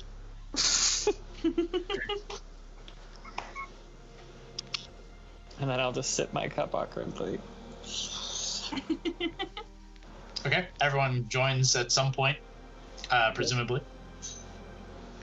So I'm kids. trying to keep Hando from like, dude, I know you think you need a lot of drinks, but if you have too many drinks, He's just got a raging heart. trying to find a He's happy ready to medium. go. Hando, you look different. You keep folding your legs. What's going on? What's the plan? Jesus. So you're not going to like the sound of this, Hando, but we know where Haldor is. He loves a fight. We found out from your girl, Gina. So he might be at this thing called the Roundhouse. Sorry, he might be at a fight at this thing called the Roundhouse. It's like a fight club, and it's in Forge Home, which is in the lower district. So we'd have to go all the way fucking back there. But Gina thought he still might be there. If we left now, we might be able to catch him. But Hondo, I know you made plans, so I don't want to crash your scene. I mean, I'm always up for a fight. That's what I thought. I thought, you want to do it now? Just time is of the essence here. I'm kind of worried that the more we delay, the more the Revenant Vow moves. Very well. What do you think, Mary? To be honest, I think I feel right at home there. But if we can find this guy in a good mood, and press a few things upon him. That's a good point. Better chance, even if we don't get to talk to him today and we see him, can get a beat on him at least for tomorrow morning. That's better than nothing. We may as well try it. Well, we could fucking speed there. I mean, we have a fucking magic carpet. We have Fern. Let's not. Creating a sense of urgency probably isn't good, but we should probably start going if we're going to go. Hondo, you may want to give a rain check to your lady unless you wanted to stay here. You can see her later. She'll be up late. So will you. I'm a late night caller. We can go. I've shared rooms with you, I know. Okay, let's go. Okay. You begin making your way to the lower district of the city. A lot easier to find your way down now that you know where the stairs are. And you begin your long trek down into the lowest level of the city. Jesus.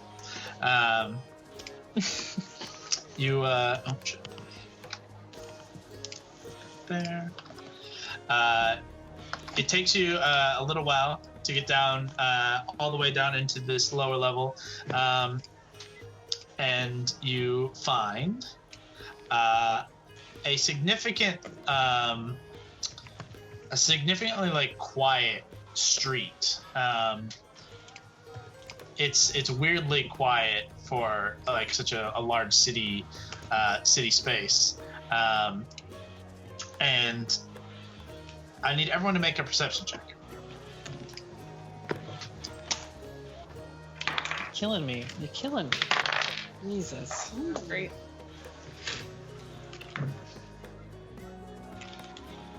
$13. Your perception's ridiculous, though, Hondo. So what is 11. My perception's a 10. So you're 23. Yeah. 19 for Mary? There you go. Okay. All these are totals. Yes. Allie? 17? Oh, Nice that's job. pretty good for you. Yeah, not bad. It makes sense. Allie and Mary, the I can feel two it.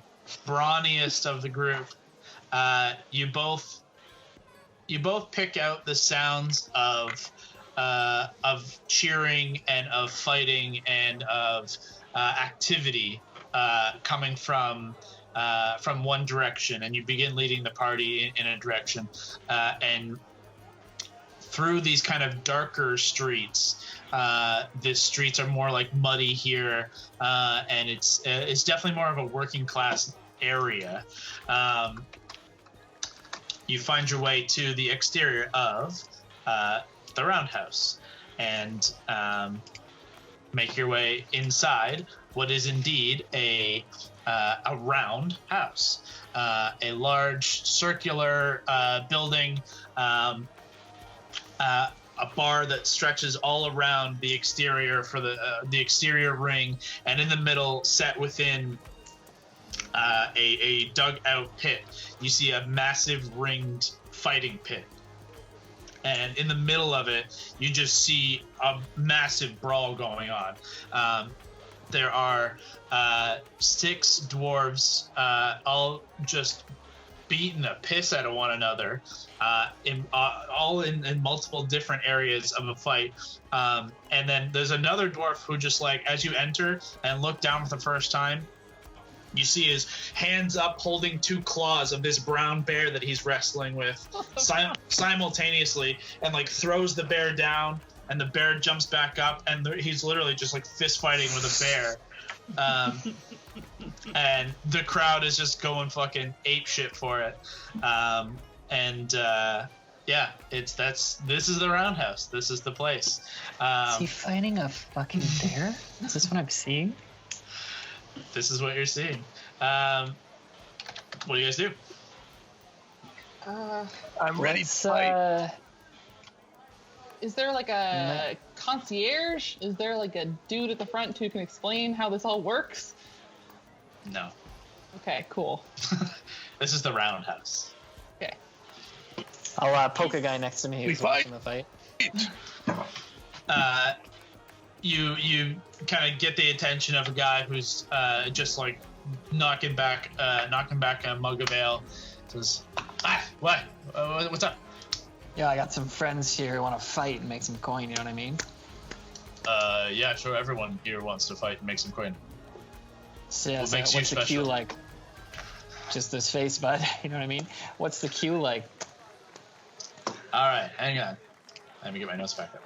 I lost my page. I was trying to find it this whole time. He I says, can't believe that guy's fucking fighting a bear. Never seen that shit before. "Oh, that's nothing. Jesus, the bear fights all the time." I want to know the bear's name. Ted.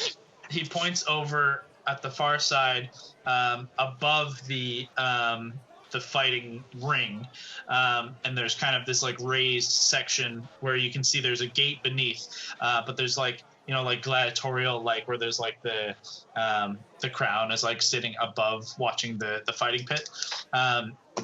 You see a kind of covered box seats where there is a female dwarf with blonde hair kind of looking over and just like shouting and cheering. He says, "That's Lara. You can chat with her. Her husband Rami is around here somewhere. He's pretty noticeable. He's got a lot of face tattoos. You see him, he'll get you in." Appreciate it, brother. Flashbacks to the hell fighting pit. Yeah. Hondo's getting ready to shit himself. He's so excited. Already. Yeah. We have 3 people willing to fight, which is Hondo, Brawley, and Mary. As you make your way through the crowd, you got to kind of push your way through a bunch of people, but you make it to kind of a central area. Are you trying to get to this Lara or try and find Rami? What are you doing? I was going to try and make my way towards Laura, but be on the lookout for Rami as I move. Okay. Anyone else doing anything? I'll go with Val. Okay. I'll go with them. I'll just try to keep an eye out, and I'll nudge Hando and say, "Hondo, help me try to see if there's anyone from the Champions Guild here. This guy sounds like an older dude. Maybe we can try to spot the guy we're looking for." Clever. Okay. Then you guys, or one of you with advantage, make a perception check, or each of you make perception checks. And Val and Allie, you guys are going to make your way up to Lara. Kev, why don't you do it with advantage? Kev, give me perception. Is that advantage? Hi, boy. It's pretty good. Roll again, see if you get higher. I've been rolling my heavy dice. This feels so light now. This used to the other way. This is crazy. Oh, even a little better. One higher. With your perception bonus, easy enough. Through the crowd, you don't spot anyone. However, as you look down into the fighting pit, atop the bear now, just punching the back of its head, you see a dwarf, shirtless with face tattoos, and just feeding it, railing this bear, loving life, and he just like the bear kind of slumps over and he stands on top, rah, rah, and the crowd just explodes. And like, there he is, found him. Val and Allie, you guys make your way to Lara, and she is focused on the fights below, shouting and Remy kind of climbs up and like starts making his way up towards trying to climb up onto where she is as you guys try and get her attention. Excuse me, Laura. Excuse me. She just like doesn't even pay you any mind as she grabs Remy and like she gets in and they start just like a big long kiss and then she pushes him back into the fighting pit and then looks over at you and says, "What? Are you want in?" 3 of my friends do. I'm the face. What are you, their manager? Yes. Yeah, I am. Oh, okay. Well, name's Laura. You want in? It's 10 gold a head. And are they just fist fighting? What are their specialties? They can do it all, truly. They can fist fight. They can use blades. They can use blunted things. Whatever you want. You want a good fight, though? These are the ones you want. I'll go in the earring and say, don't forget, they can have another bear if they want one, too. We also have a bear if you want. Or whatever Gord wants to be. We can have if you want like a 4-on-4 fight, one of them's a bear. Like we could do 1-on-1, whatever, like we'll get the best odds for you. So you guys are just down for a free-for-all whatever? Yeah. Like, I don't want to fight. All right, well, bring your combatants over here. Let's size them up. Are you looking at one right here? Probably. I figured her, yeah. I could see the Champions Guild sign. Of course she's going to be in it. No Champions Guild member comes down here and doesn't try and get in the fight. And then I'll say, here. This is really funny. Ted Nugent, please come this way. Well, could Ted, it's like the intercom at a grocery store. Sorry, Ned. Could Ned Nugent please report to... And Mary Hando, please make your way. Your son is looking for you. Please make your way to reception. Okay. As you guys begin collecting yourselves, she starts sizing you all up. And she gives a long look over Ned. Trust and me. just says, I'm not going to judge. I've seen crazy things here. My husband just rode a bear pretty crazily just a second ago. If this old man wants riding him soon. I like this guy a lot, actually. If this old man wants in, I'm okay with it. Okay, yeah, that's the bear. The way we call him. She says, "Look, we haven't had anything really interesting tonight. Just some regular old scraps. You guys want a free for all? I'm on board. Here's the rules: no magic, no nut shots. We don't kill. You knock them out, you leave them down. We'll get them up." Quick question about magic. What if that guy becomes a bear just to make this fun? That's cool. Okay. He thinks about it for a second. And it's like, nah, that's cool.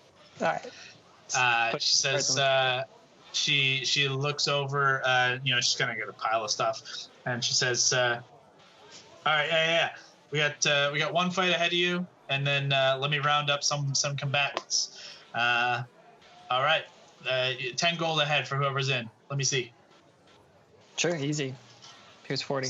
So, Allie, Mary, Gord, and is Hando? Hando, are you in the fight? I'm so in. Okay. Val, you're sitting out? Yeah, I wish I had Ted or Niavere to talk to, but I'll Well, just you should watch stick our with this weapons. chick and like make conversation and see if you can try to track down what's his fuck. break Well, up yeah. a marriage. Break up a marriage. I like. Okay. So, This What is I- all I've been craving. A non-lethal fucking brawl. Thanks for tuning in. Join us next time as the Wildcards blow off some steam in the Roundhouse, try to impress the Battleborn clan, and meet a new friend or foe. We'll see. We're aiming to have a new episode up every week, so stay tuned. But until then, keep exploring.